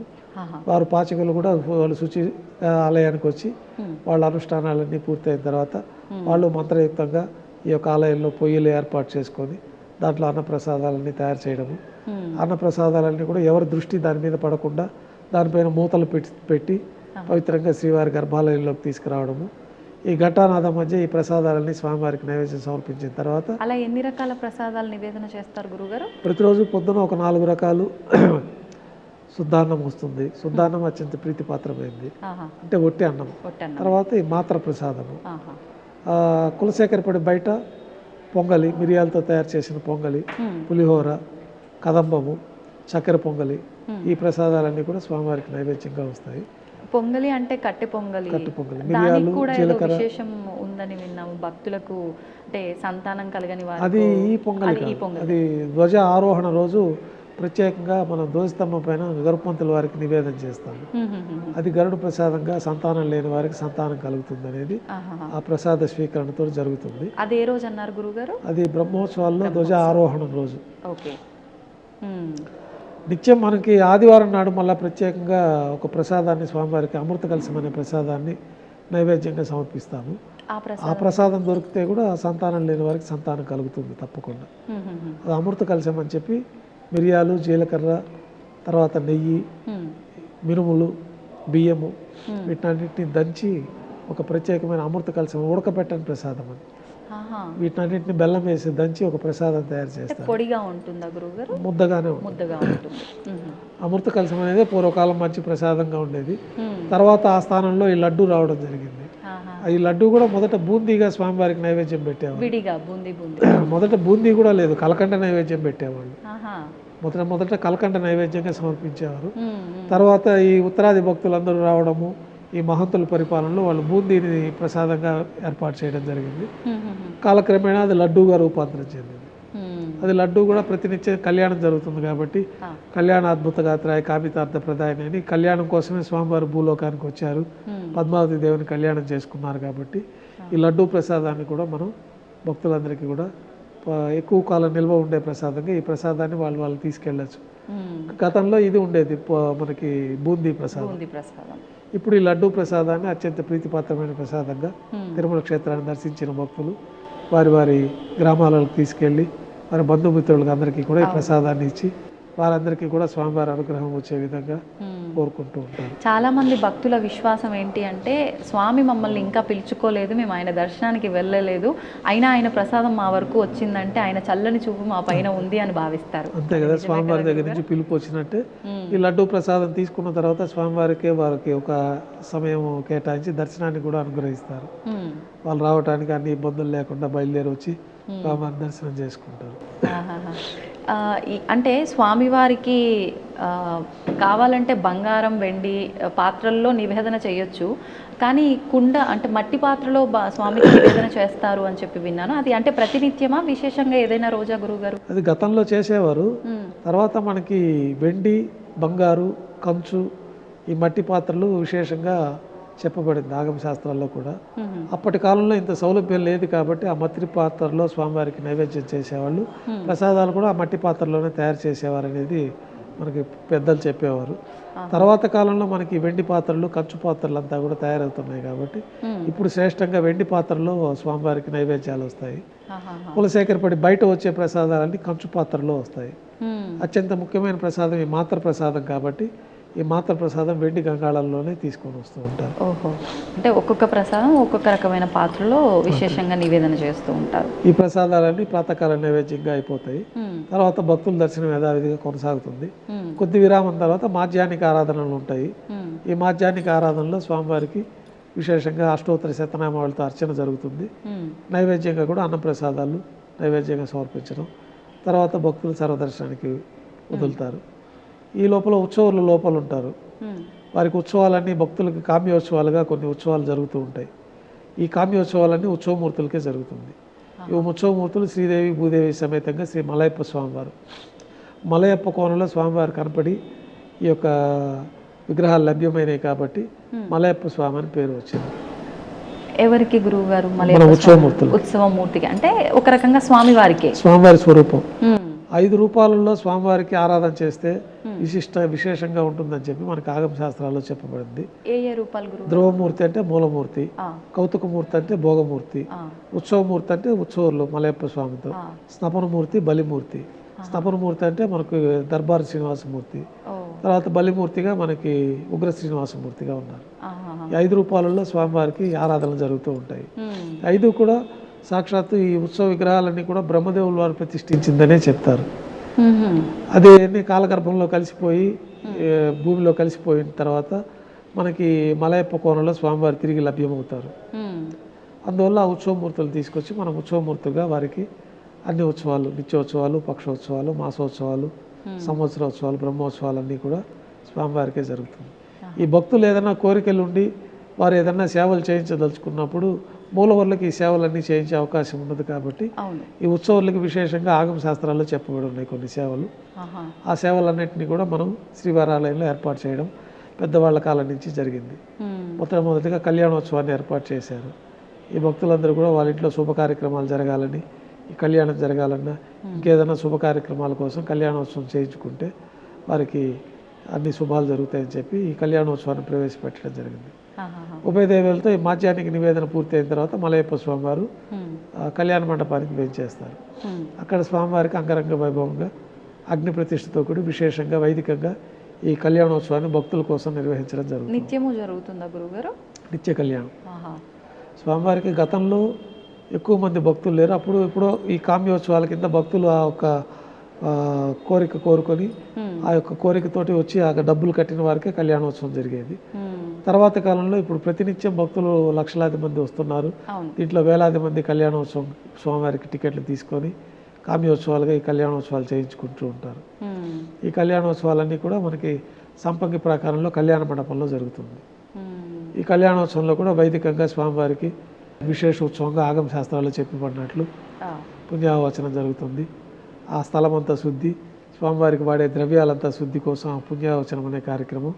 తర్వాత అంకురార్పణ అని ప్రతి ఉత్సవానికి శుభసూచకంగా అంకురార్పణ కార్యక్రమం కూడా జరుగుతుంది. రక్షాబంధన కార్యక్రమం జరుగుతుంది. తర్వాత అగ్నిముఖంగా దేవతలందరినీ ఆహ్వానించి అగ్ని ప్రతిష్ఠ అనే కార్యక్రమం జరుగుతుంది. తర్వాత స్వామివారికి అమ్మవార్లకి కళ్యాణం సందర్భంగా నూతన పట్టు వస్త్రాలు సమర్పించడం, తర్వాత విశేషంగా మాంగళ్యాలకి పూజ, మహాసంకల్ప పఠనం. అంటే మనం ఏ ప్రదేశంలో ఉన్నాము, ఎందుకోసం ఈ కళ్యాణోత్సవం నిర్వహిస్తున్నామనే సంకల్పాన్ని కూడా ఆ సమయంలో పఠించడం జరుగుతుంది. ఆ మహాసంకల్ప పఠనం స్వామివారి గోత్ర ప్రవలతోటి, అమ్మవారి గోత్ర ప్రవలతోటి మంత్రాల పఠనం అంతా పూర్తయిన తర్వాత మాంగళ్యాలకు అభిషేకం చేసి, అంటే గోత్రనామాలతో అంటే ఇప్పుడు స్వామివారి ఇక్కడ అదే మనకు ఆవిర్భవించిన దానికి ఈ భరద్వాజ మహర్షి స్వామివారి ప్రతిష్ఠించారనేది ఒకటి పురాణాల్లో కూడా ఉంది. కాబట్టి భారద్వాజ గోత్రంగా స్వామివారికి ఇక్కడ ఆరాధనలు జరుగుతూ ఉంటాయి. భారద్వాజ గోత్రం స్వామివారిది, అమ్మవారిది కాశ్యప గోత్రం ఒకరిది, భార్గవస గోత్రం ఒకరిది. ఆ విధంగా మనకి పురాణాల్లో చెప్పబడిన విధంగా ఆ గోత్ర ప్రవలతోటి స్వామివారికి సంకల్పం చెప్పుకొని మాంగళ్యాలు పూజ అయిపోయిన తర్వాత స్వామివారి తరఫున అర్చకులే అమ్మవారికి మాంగళ్య సమర్పణ చేస్తారు. తర్వాత విశేషంగా లాజ హోమాలు, ప్రత్యేకమైన ఆగమ శాస్త్రాల్లో చెప్పిన హోమాలు అన్నీ జరుగుతాయి. పూర్ణాదితోటి ఈ కళ్యాణోత్సవం పూర్తి అయిపోతుంది. తర్వాత ఆర్జిత డోలోత్సవం అని ఒకటి జరుగుతుంది. ఊంజల్ సేవ అంటారు. ధ్వజస్తంభం వద్ద గల అద్దాల మండపంలోకి స్వామివారి వేచి చేస్తారు. అక్కడ వేద పారాయణ నడుమ ఊంజల్ సేవ నిర్వహిస్తారు. తర్వాత ఆర్జిత బ్రహ్మోత్సవం ఆలయం వెలుపల ఉన్న వైభవోత్సవ మండపంలో గతంలో ఆర్జిత బ్రహ్మోత్సవం అని చెప్పి మనకు బ్రహ్మోత్సవాలకు డబ్బులు కడితే వీధి ఉత్సవం కూడా జరిగేది. ఇప్పుడు భక్తులు ఎక్కువైపోయారు, ఈ కార్యక్రమాలన్నిటికీ ఇబ్బందులు అవుతాయి. కాబట్టి ఆర్జిత బ్రహ్మోత్సవంగా మనకి ఒక్కొక్క వాహనం పైన స్వామివారిని వేంచేపు చేయడము, ఆ డబ్బులు కట్టిన వాళ్ళకి ఉత్సవార్థులకి హారతి ఇచ్చి వారికి దర్శనం చేయించడంతో ఆర్జిత బ్రహ్మోత్సవం అంటే 3 వాహనాలకే ఇప్పుడు పరిమితం చేయడం జరిగింది. గరుడ వాహనము, హనుమంత వాహనము, తర్వాత పెద్దశేష వాహనము. బ్రహ్మోత్సవాల సమయం ఆర్జిత బ్రహ్మోత్సవం ప్రతినిత్యం జరిగే వాటిలో కామ్యోత్సవాలు అంటే భక్తులు ఏదైనా ఈ వాహన సేవ చేయించుకోవాలనుకోని కోరికుంటే డబ్బులు కడితే గరుడ వాహన సేవ, ఈ హనుమంత వాహన సేవ వాళ్ళ పేరు పైన వాళ్ళు పాల్గొంటారు. ఆ సేవ పూర్తయిన తర్వాత వాళ్ళు దర్శనానికి వెళ్తారు. తర్వాత సాయంకాలం కామ్యాలకి విశేషంగా ఈ సేవలు చేయించుకోవచ్చు. వారు కోరుకుంటారు, నేను నీకు గరుడోత్సవం చేయిస్తాను లేదా బ్రహ్మోత్సవం చేయిస్తాము అని కోరుకొని వాళ్ళు సంకల్పం చేసుకున్నప్పుడు వాళ్ళకి ఆ యొక్క టికెట్ తీసుకొని ఈ కామ్యోత్సవాలుగా, ఇవన్నీ కామ్యోత్సవాలే, భక్తులకి కోరికలు తీరడానికి కోసం ఏర్పాటు చేసిన ఉత్సవాలు. ఒకే ఉత్సవంగా పెడితే అందరికీ ఆ ఉత్సవం లభ్యం కాదు. కాబట్టి వివిధ రకాలైన ఉత్సవాలని మనం ఆగమ శాస్త్రానుగుణంగా ఏర్పాటు చేయడం జరిగింది. దీంట్లో ఈ వాహన సేవలు పూర్తయిన తర్వాత సాయంకాలం సహస్ర దీపాలంకరణ సేవ అని, అది కూడా ఒక సేవగా భక్తులు డబ్బు కడతారు. ఆ సేవలో భక్తులు పాల్గొంటారు. స్వామివారికి వేదంతో చేయడము, నాదంతో అంటే మంగళవాద్యాలు, వేదం నాదం గానం అంటే స్వామివారి కీర్తనలతోటి ఒక సేవగా ఈ సహస్ర దీపాలంకరణ సేవ సాయం సంధ్య వేళల్లో ఆలయం వెలుపల వైభవంగా జరుగుతుంది. అది పూర్తి అయిపోయిన తర్వాత తిరువీధులు ఉత్సవం చేసుకొని భక్తులు అనుగ్రహిస్తారు. తర్వాత ఆలయంలోకి వేచి చేసిన తర్వాత రాత్రి తోమాల సేవ, ఉదయం స్వామివారికి వేసిన పుష్పాలన్నీ తీసేయడము, గర్భాలయం అంతా శుద్ధి చేసుకోవడం, తిరిగి సాయంకాలం స్వామివారికి ఉపచారాలు సమర్పించడం. పొద్దున తీసింది సాయంత్రం తీసేస్తారు. సాయంత్రం వేసిన పుష్పాలు రాత్రి ఏకాంత సేవకు అన్ని మళ్ళీ తీసేస్తారు. సాయంకాలం ఆరాధన పూర్తయిన తర్వాత స్వామివారికి పుష్పాలంకరణ, సాయంత్రం అర్చన, రాత్రి నైవేద్యం. రాత్రి నైవేద్యంలో మామూలుగా స్వామివారికి దోశ అనే ఒక ప్రత్యేకమైన నైవేద్యంగా కూడా సమర్పించడం జరుగుతుంది. ఏం నైవేద్యం? దోశ, పెద్ద దోశ. బాగా నెయ్యితో తయారు చేసిన దోశ. అనాది నుంచి రాత్రి నైవేద్యంలో దోశ ముఖ్యంగా స్వామివారికి గర్భాలయం లోపల ఆహారం అనుకోవచ్చా ఇది అల్పాహారం లాగా ఆహాహా. అది నైవేద్యంగా వస్తుంది. తర్వాత మిరియాలతో చేసిన పొంగల్ కూడా నైవేద్యంగా మొలహోర అంటారు. ఆ మొలహోర ప్రసాదం కూడా లోపలే వస్తుంది. మొలహోర అంటే మిరియాలు బాగా పౌడర్ చేసి మిరియాలు నెయ్యి అన్నము కలిపిన ప్రసాదమే మొలహోర అంటారు. అది కట్టు పొంగల్ అంటే మిరియాలు అట్లాగే ఉంటాయి, జీలకర్ర అవన్నీ ఉంటాయి. ఈ మొలహోర అనే ప్రసాదంలోది నెయ్యి, మిరియాల పొడి, అన్నము, శుద్ధాన్నం వీటినన్నింటినీ కలిపితే మొలహోర ప్రసాదం తయారవుతుంది. ఆ మొలహోర దోశ విశేషంగా నైవేద్యం. తర్వాత పులిహోర, కదంబము, దద్దోజనము ఇవన్నీ కూడా రాత్రి నైవేద్యంలో పెడతారు.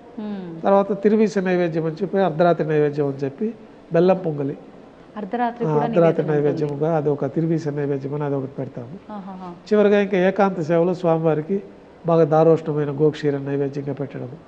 ఈ రాత్రి చేసిన తోమాల సేవలో సమర్పించిన పుష్పమాలికలన్నింటినీ కూడా తీసేసి గర్భాలయం శుద్ధి చేసుకొని బ్రహ్మదేవులు వారు వచ్చి ఇక్కడ ఆరాధన చేస్తారని మనం గతంలో చెప్పుకున్నాము. ఆ బ్రహ్మదేవులు ఆరాధన కోసమని ఆ బంగారు పంచపాత్రలు ఉంటాయి. దాంట్లో ఒక పవిత్రమైన బంగారు బిందెలోని తీర్థాన్ని మంత్రయుక్తంగా ఆ యొక్క పాత్రలోకి మనం వేయడము.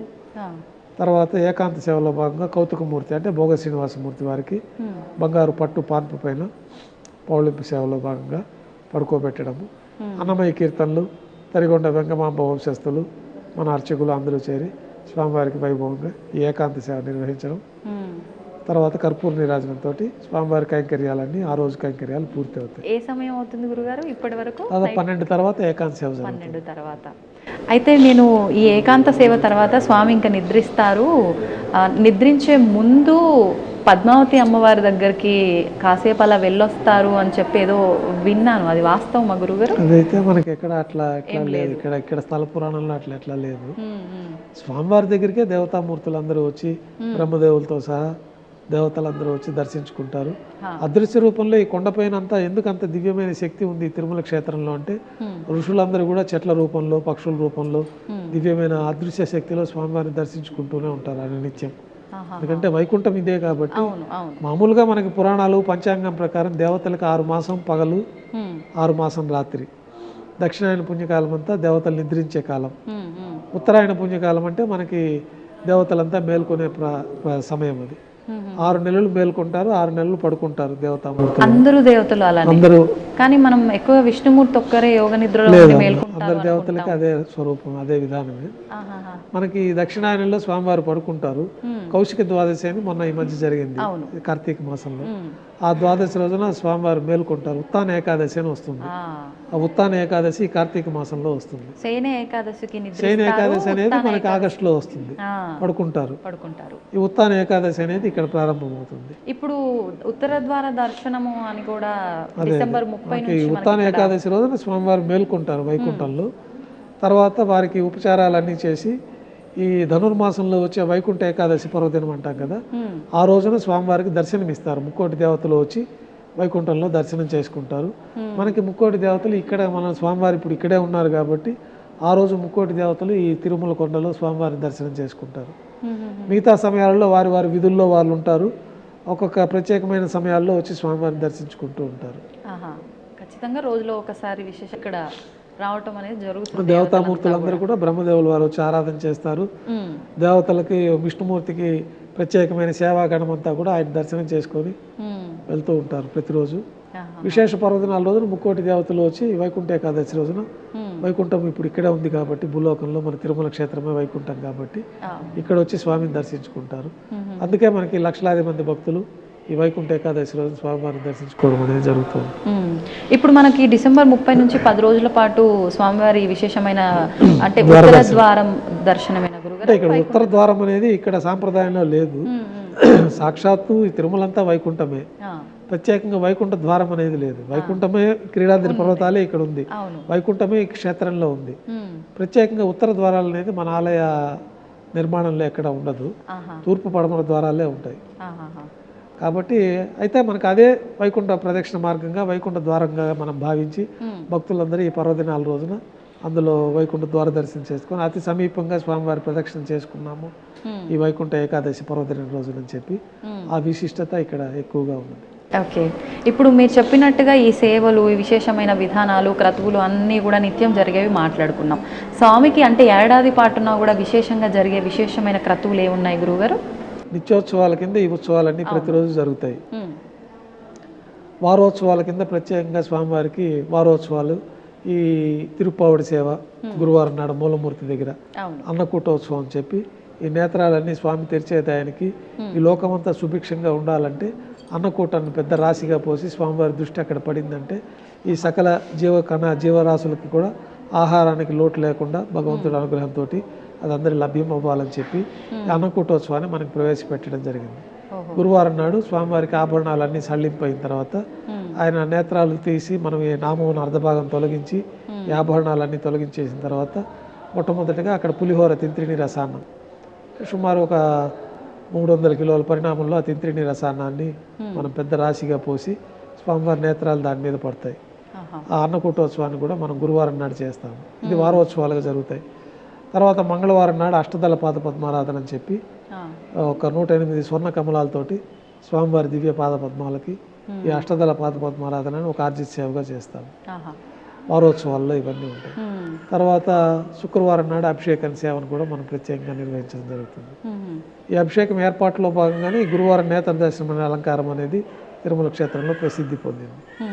శుక్రవారం అభిషేకం ఆభరణాలన్నీ తీయాలి కాబట్టి శుక్రవారం నాడు తీసే సమయం ఉండదు కాబట్టి గురువారం నాడు ఉదయం ఈ ఆభరణాలన్నీ తీయడము, ఈ నేత్ర దర్శనం అలంకారం చేయడము, ఆ రోజు సాయంత్రం విశేషంగా ఈ ఆభరణాలకు ఒక బరువు వల్ల స్వామివారి శరీరం తాపం లేకుండా ఈ పూలంగి సేవను కూడా ప్రత్యేకంగా మనం పూలతోటే స్వామివారి స్వరూపం అంతా పూలంగి సేవగా నిర్వహించడం, ఆ రోజు రాత్రితోటి ఈ పూలంగి సేవ సల్లింపు చేసేయడం, తెల్లవారి కైంకర్యాలు పూర్తయిన తర్వాత స్వామివారికి ఉండే వస్త్రము ఉత్తరీయాన్ని కూడా పూర్తిగా తొలగించడము, స్వామివారి సహజమైన స్వరూపానికి ప్రత్యేకంగా పురుగు తైలంతో దివ్యమంగళ స్వరూపం అంతా మర్దన చేయడము, ఒక తెల్లటి కౌపీనాన్ని స్వామివారికి అలంకరించి మొదట గోక్షీరంతో అభిషేకం ప్రారంభమవుతుంది.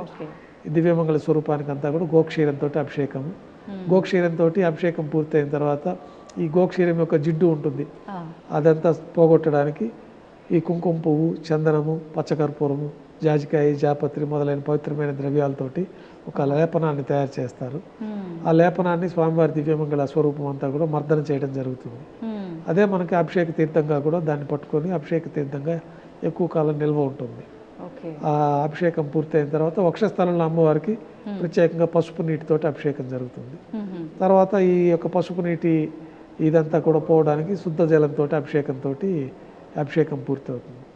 అభిషేకం పూర్తయిన తర్వాత స్వామివారికి నిజపాద దర్శనం అనే ఒక ప్రత్యేకమైన దర్శనం కూడా దర్శించుకోవచ్చు. స్వామివారికి ఒక శిరోవస్త్రం అలంకరించడం జరుగుతుంది. తర్వాత వక్షస్థలంలో వ్యూహలక్ష్మి వారికి పచ్చకర్పూరంతో అలంకారం చేయడం జరుగుతుంది. స్వామివారికి ఉత్తరయము ధోతి అలంకరణలోకి ఈ యొక్క నిజపాద దర్శనం అని ఆ రోజే పాదాలు దర్శించుకోవచ్చు. మిగిలిన సమయాల్లో అంతా శుక్రవారం నుంచి గురువారం ఏ వారమైనా కానీ స్వామివారి పాదాలకి కవచాలు ఏర్పాటు చేసి ఉంటుంది. బంగారు కవచాలు తులసి దళాలతో కప్పి ఉంచబడుతుంది. కాబట్టి మిగిలిన ఎప్పుడు మనం నిజపాద పాదాల దర్శనం కాదు. ఈ ఒక్క శుక్రవారం నాడే అభిషేకం తర్వాత ఈ నిజపాద దర్శనం చేసుకోవచ్చు. అది అభిషేకంకి పొందిన భక్తులు మాత్రమే ఆ యొక్క సేవా దర్శనం భాగ్యం ఉంటుంది. తర్వాత ఆభరణాలన్నీ అలంకరణ చేయడంతో శుక్రవారం మనం పూర్ణ అలంకరణలో స్వామిని దర్శించుకోవచ్చు. మళ్ళీ గురువారం వరకు స్వామి అట్లాగే దర్శనాన్ని ఇస్తారు. గురువారం నాడు నేత్ర దర్శనము, సాయంకాలం పూలంగి దర్శనము, శుక్రవారం నాడు నిజరూప దర్శనము. ఈ విధంగా మూలవర్లకి వారంగా జరిగే సేవలు ఉంటాయి.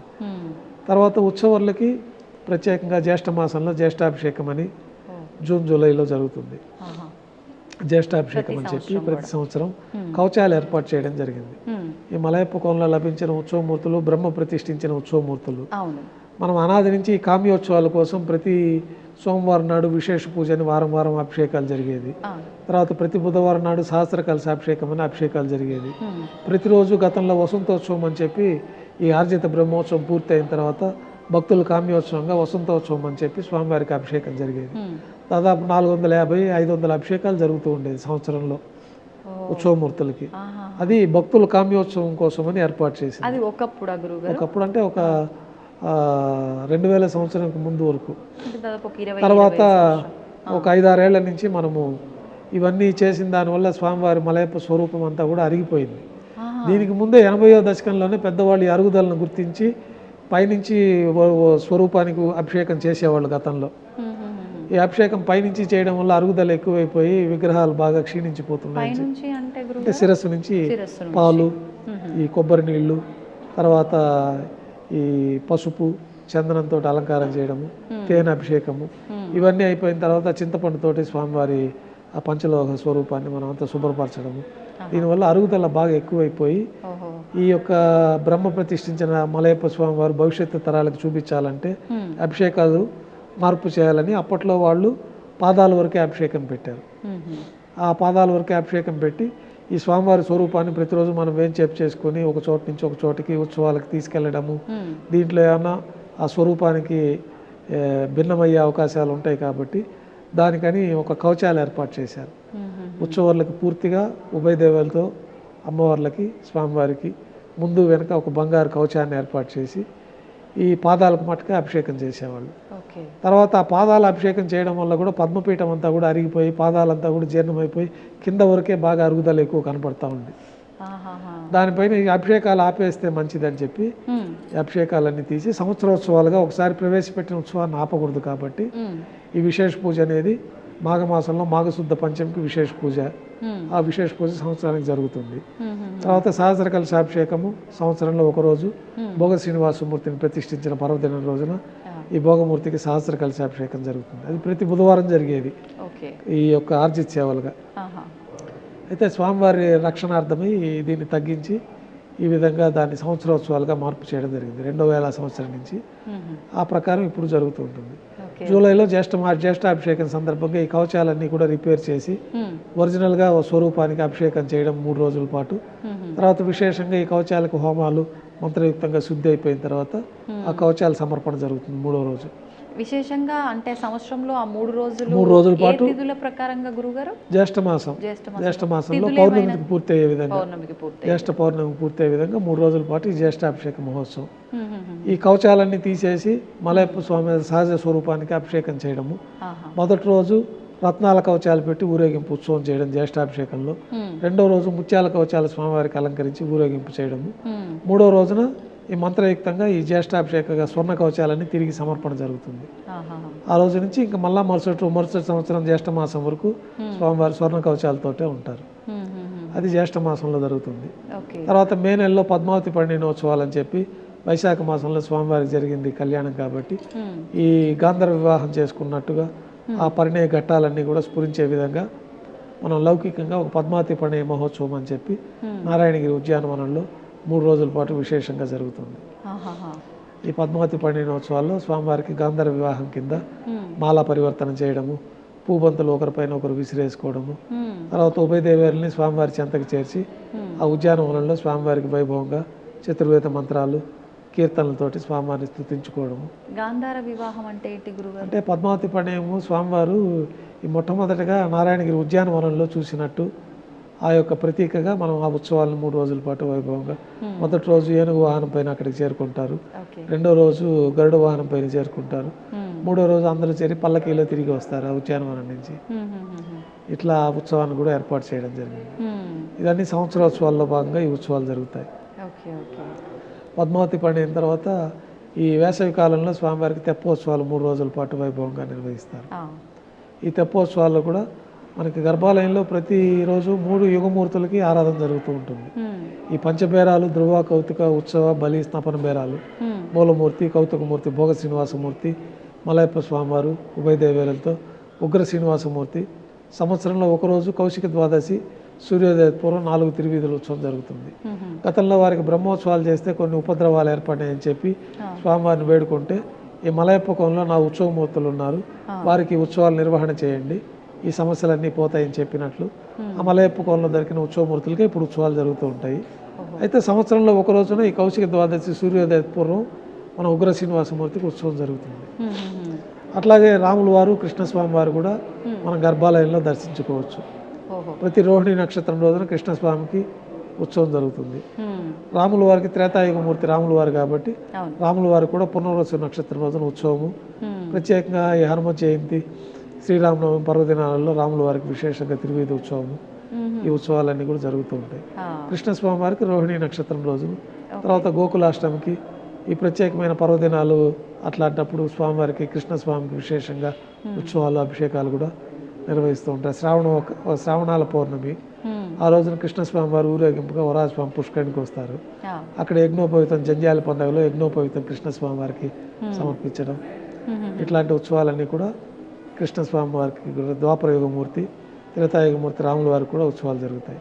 ఈ తెప్పోత్సవాల్లో కూడా మొదటి రోజున రాముల వారికి ఉత్సవం జరుగుతుంది తెప్పలు, రెండో రోజున తెప్పల్లో కృష్ణస్వామి వారు వేంచేస్తారు, మూడో రోజు, నాలుగో రోజు, ఐదో రోజు మలయప్ప స్వామి వారికి తెప్పోత్సవాలు జరుగుతాయి. అనంతరం ప్రతి ఏటా పవిత్రోత్సవాలని ఆగమోక్తంగా ఈ ఉత్సవాలు జరుగుతాయి. మనకు తెలిసి తెలియక జరిగే దోషాలన్నీ భక్తుల వల్ల కానీ అర్చకుల వల్ల కానీ, రోజు జరిగే ద్రవ్యాలలో లోపాలు ఉన్నా కానీ, ద్రవ్యాలలో తెలిసి తెలియక జరిగే లోపాలన్నీ పోవడానికి, సమస్తమైన దోషాలు జరిగే దోషాలన్నీ భక్తుల వల్ల కానీ మన వల్ల కానీ, ద్రవ్య రూపంలో కానీ వస్తువు రూపంలో కానీ ఎక్కువైనా తక్కువైనా ఈ యొక్క ఎక్కువ తక్కువ ఆ కాలంలో జరిగిన వాటికి కూడా పర్యవసానంగా ఈ పవిత్రోత్సవాలు అనేది సంవత్సరానికి ఒకసారి చేస్తే ఈ దోషాలన్నీ పోతాయని చెప్పి ఆగమ శాస్త్రాల్లో చెప్పబడింది. ఆ ప్రకారంగా 3 రోజుల పాటు శ్రావణ మాసంలో ఈ పవిత్రోత్సవాలు అత్యంత వైభవంగా నిర్వహిస్తారు. ఈ పవిత్రోత్సవాల సందర్భంగా సంవత్సరంలో జరిగిన సమస్త దోషాలు తొలగిపోతాయి. పవిత్రోత్సవాల అనంతరం బ్రహ్మోత్సవాలు నిర్వహిస్తారు. ఈ బ్రహ్మోత్సవాలు స్వామివారి తిరుమల క్షేత్రంలో ఆవిర్భవించింది కన్యామాసం శ్రవణ నక్షత్రం. దానికోసమని అది అవబృధోత్సవంగా నిర్ణయించి ఆ రోజు మంగళ స్నానాలు అవబృధోత్సవం అంటారు. అంటే ఆ రోజు స్వామివారికి చక్రస్నాన మహోత్సవం ఇక్కడ జరుగుతుంది. దానికి ముందు 8 రోజుల నుంచి కూడా స్వామివారికి వైభవంగా ధ్వజ ఆరోహణ కార్యక్రమంతో ప్రారంభమవుతుంది. 9 రోజుల పాటు ఉత్సవాల్లో అత్యంత వైభవంగా జరిగే బ్రహ్మోత్సవాలు ప్రారంభించబడతాయి. ఈ 9 రోజుల పాటు జరిగే ఉత్సవాల్లో మొట్టమొదటి రోజున అంకురార్పణ అని చెప్పి బ్రహ్మోత్సవాలు 9వ రోజుకు ముందు ఈ అంకురార్పణని సేనాధిపతి వారి ఉత్సవము, ఈ లోకమంతా సుభిక్షంగా ఉండాలని చెప్పి, బాగా పాడి పంటలు సమృద్ధిగా ఉండాలని చెప్పి ఈ నవధాన్యాలకు విశేషంగా ఆరాధన చేసి అంకురార్పణ కార్యక్రమం. తర్వాత ధ్వజ ఆరోహణం, ఆ రోజు అనంత గరుడు విశ్వక్సేనులకు అందరికీ కూడా ప్రత్యేకమైన ఆరాధన చేయడము, స్వామివారికి బ్రహ్మోత్సవాల్లో భాగంగా విశేషంగా ఆభరణాలు అలంకరణ చేయడము, తర్వాత గరుడు పటానికి ప్రతిష్ఠ చేయడము, ఆ గరుపంతుని 4 తిరువీధుల్లో ఉత్సవం చేసుకొని ఈ సుముహూర్తంలో ధ్వజ ఆరోహణ కార్యక్రమంలో ఈ గరుడు పటాన్ని మనం ధ్వజస్తంభం పైకి పంపిస్తాం.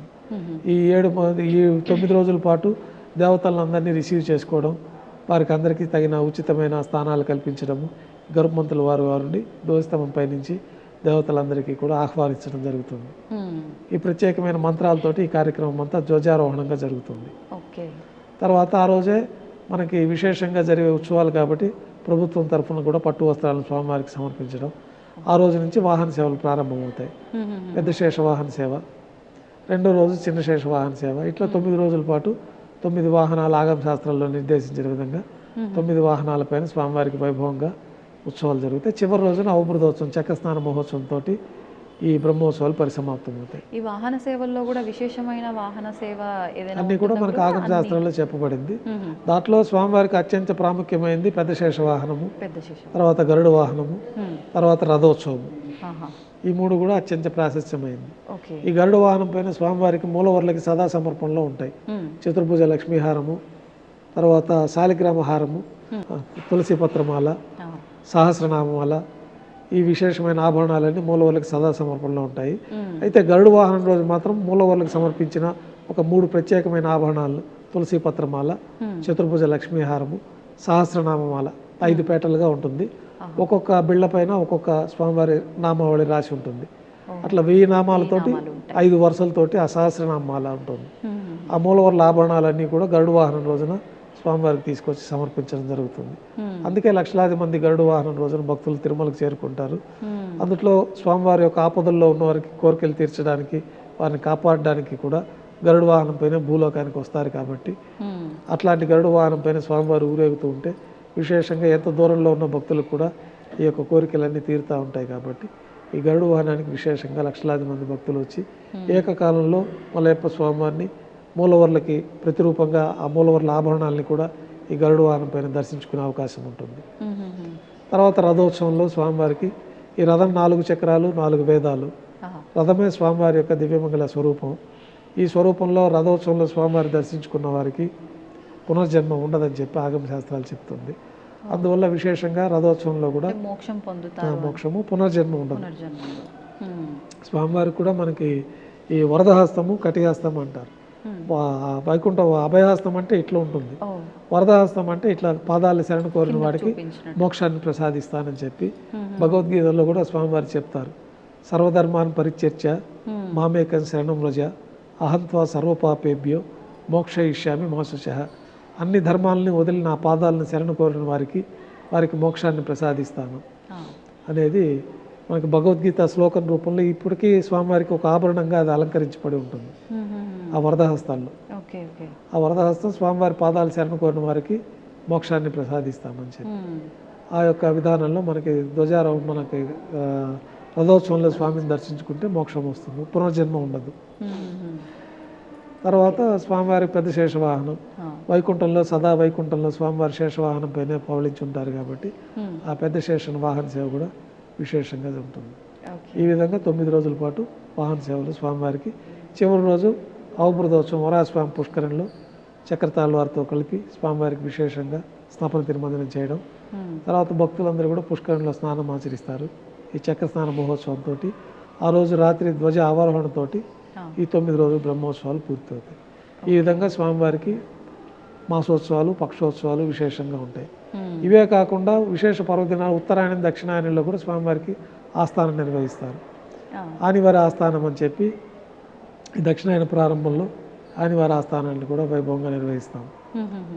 తర్వాత స్వామివారికి వైకుంఠ ఏకాదశి ఈ పర్వదినాల్లో కూడా విశేష వజ్రాభరణాలు అలంకరించడము ఈ కార్యక్రమాలన్నీ కూడా జరుగుతూ ఉంటాయి. ఓకే గురుగారు, స్వామివారికి సంబంధించిన అభిషేకానికి నీళ్లు అంటే కొద్ది దూరం పాటు అడవి ప్రాంతం నుంచి వెళ్ళి తీసుకొస్తారు అని చెప్పి విన్నాను, అది వాస్తవం? మనకు ఆకాశగంగా తీర్థాన్ని తీసుకొస్తారు.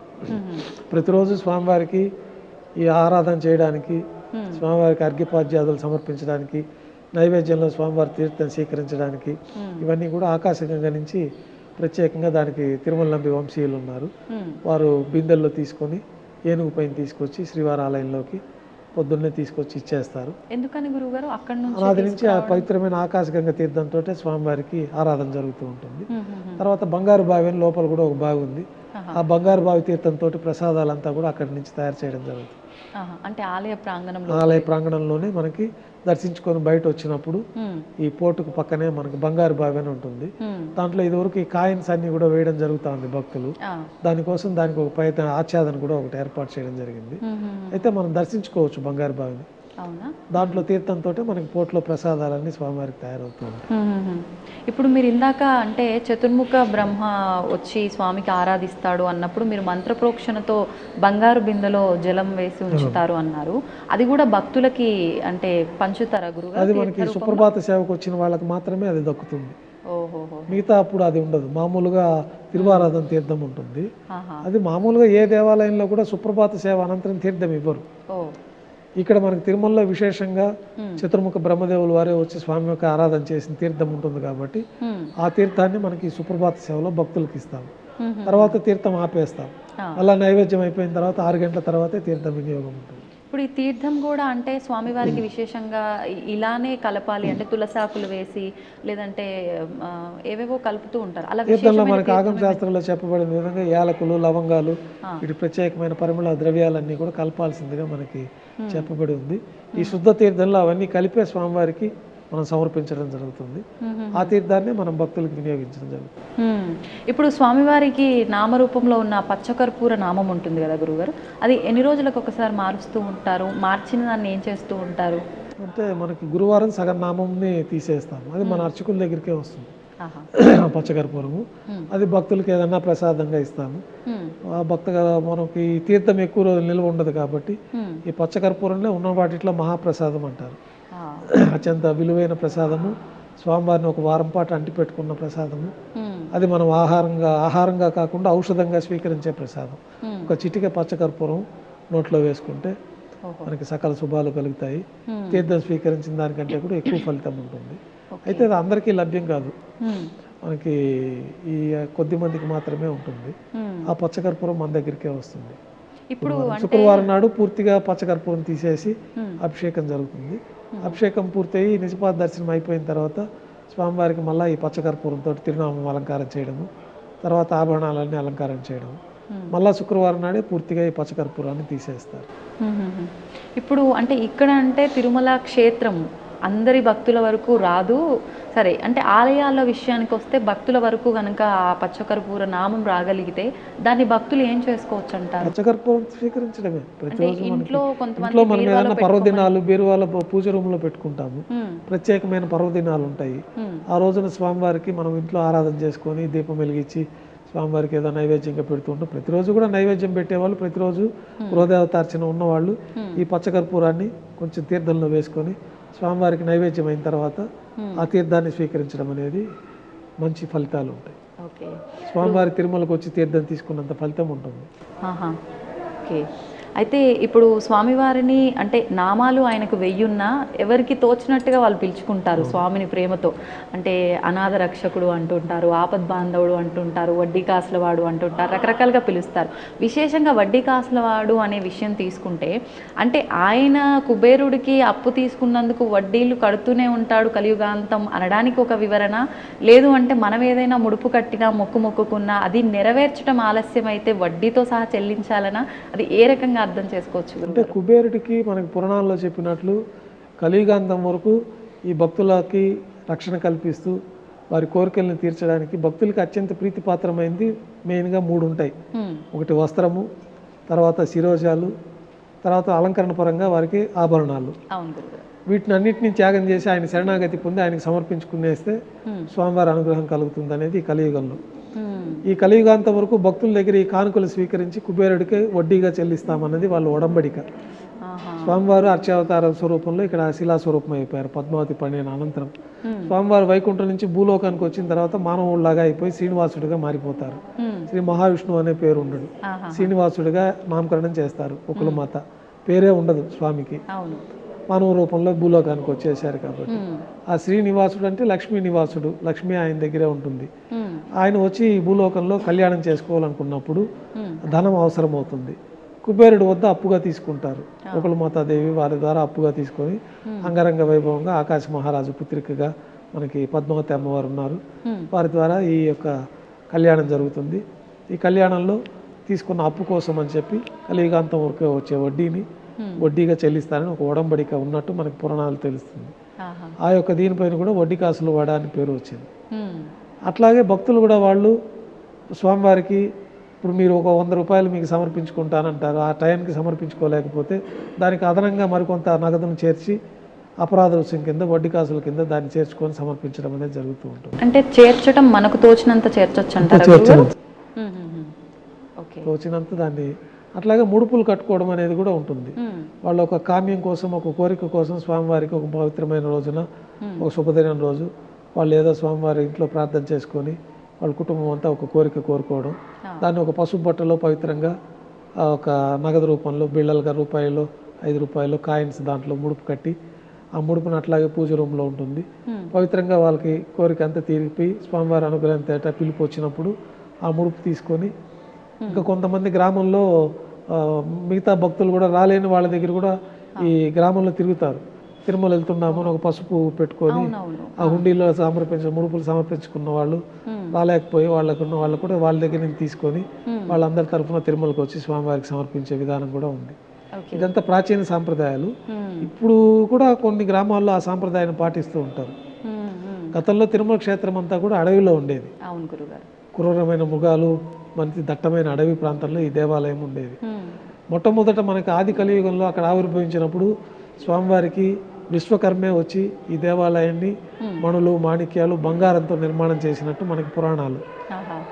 తర్వాత యుగాలు అంతమైనప్పుడు ఇవంతా భూముల్లో కలిసిపోవడం, తర్వాత స్వామివారి శిలాస్వరూపం మాత్రం అట్లాగే ఉండడం, ఆ శిలాస్వరూపాన్ని మనకి స్వప్నంలో కనిపించే స్వామివారి ఆవిర్భవింపు చేసుకోవడం, తిరిగి మనం ఆలయ నిర్మాణం చేసుకోవడం.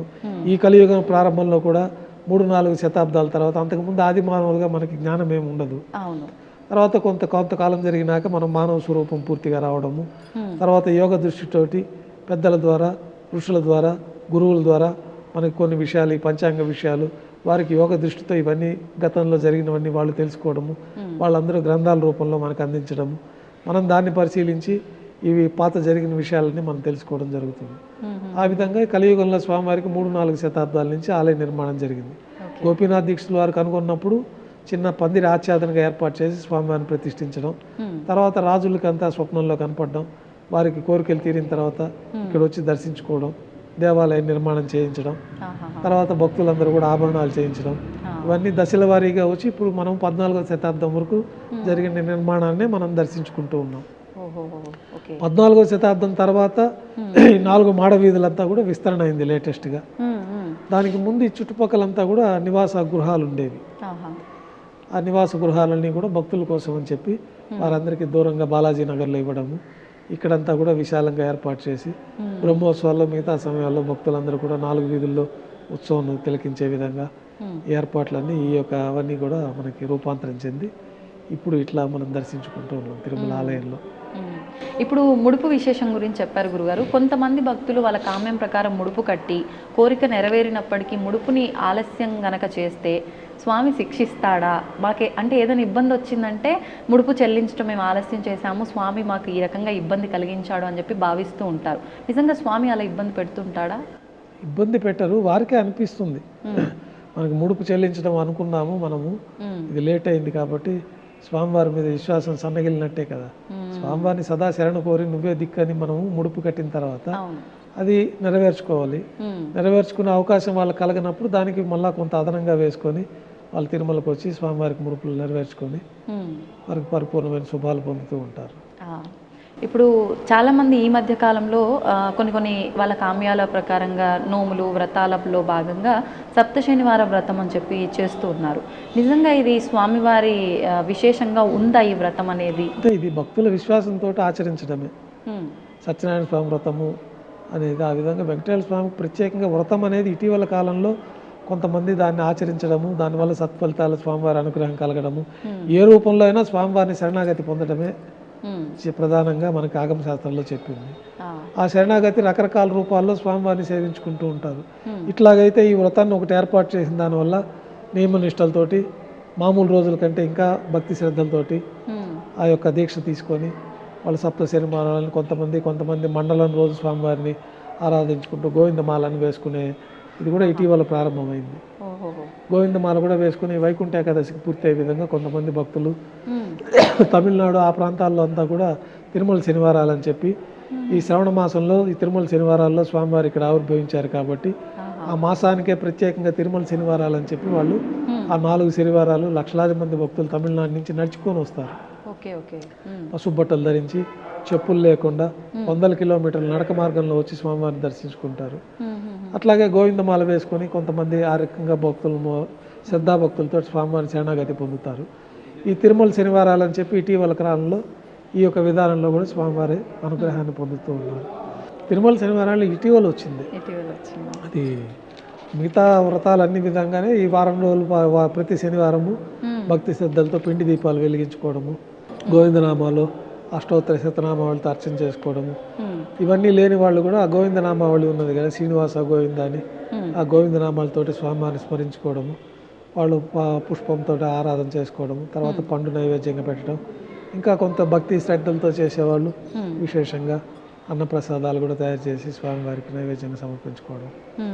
భక్తి శ్రద్ధలతో చేసుకుంటే వారికి ఈ 7 శనివారాలు 40 రోజులు మండలం రోజులు స్వామివారి అనుగ్రహం పొంది వాళ్ళకి శుభాలు జరుగుతూ ఉంటాయి. ఏ రూపంలో అయినా స్వామివారిని శరణాగతి పొందడమే మనకి వీటన్నిటి పరమార్థం. కానీ ఏదైనా చేస్తున్నాము అని అంటే కొంచెం నియమనిష్టలతో భక్తి శ్రద్ధ నియమనిష్టలతో చేసుకుంటారు.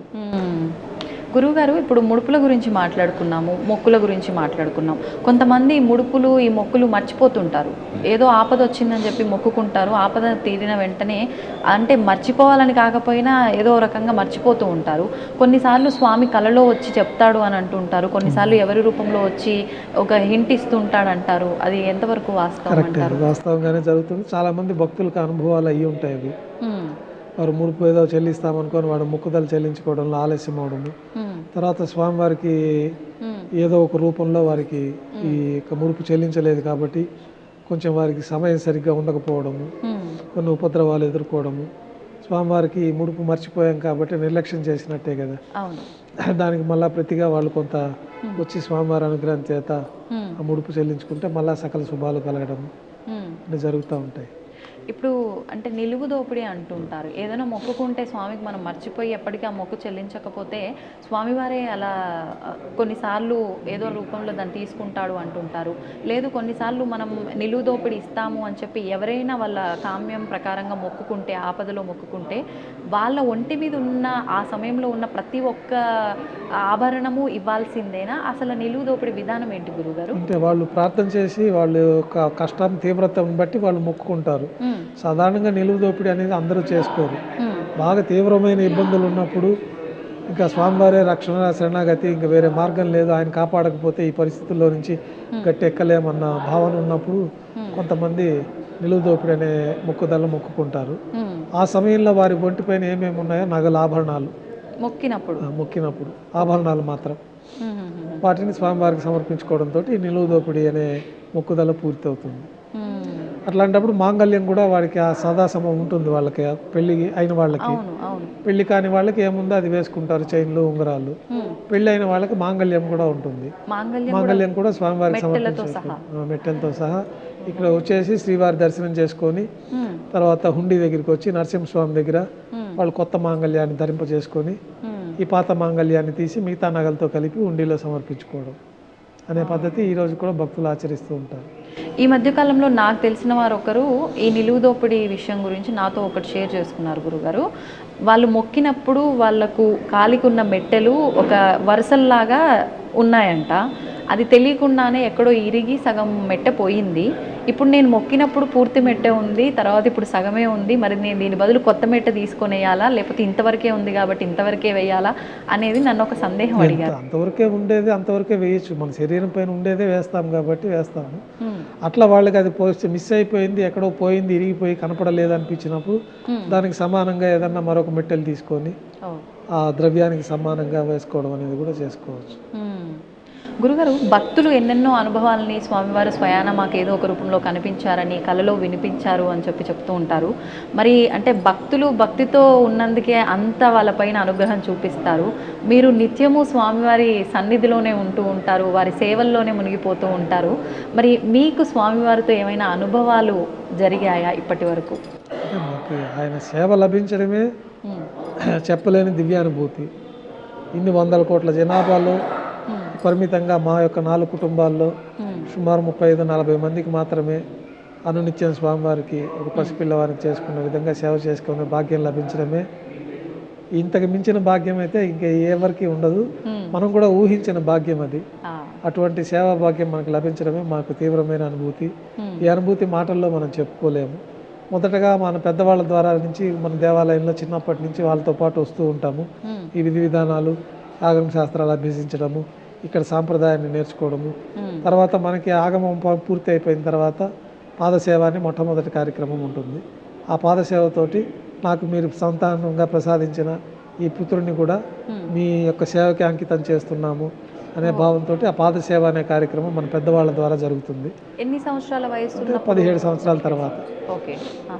మనకి ఉపనయనం అయిపోయిన తర్వాత నుంచి చేసుకోవచ్చు.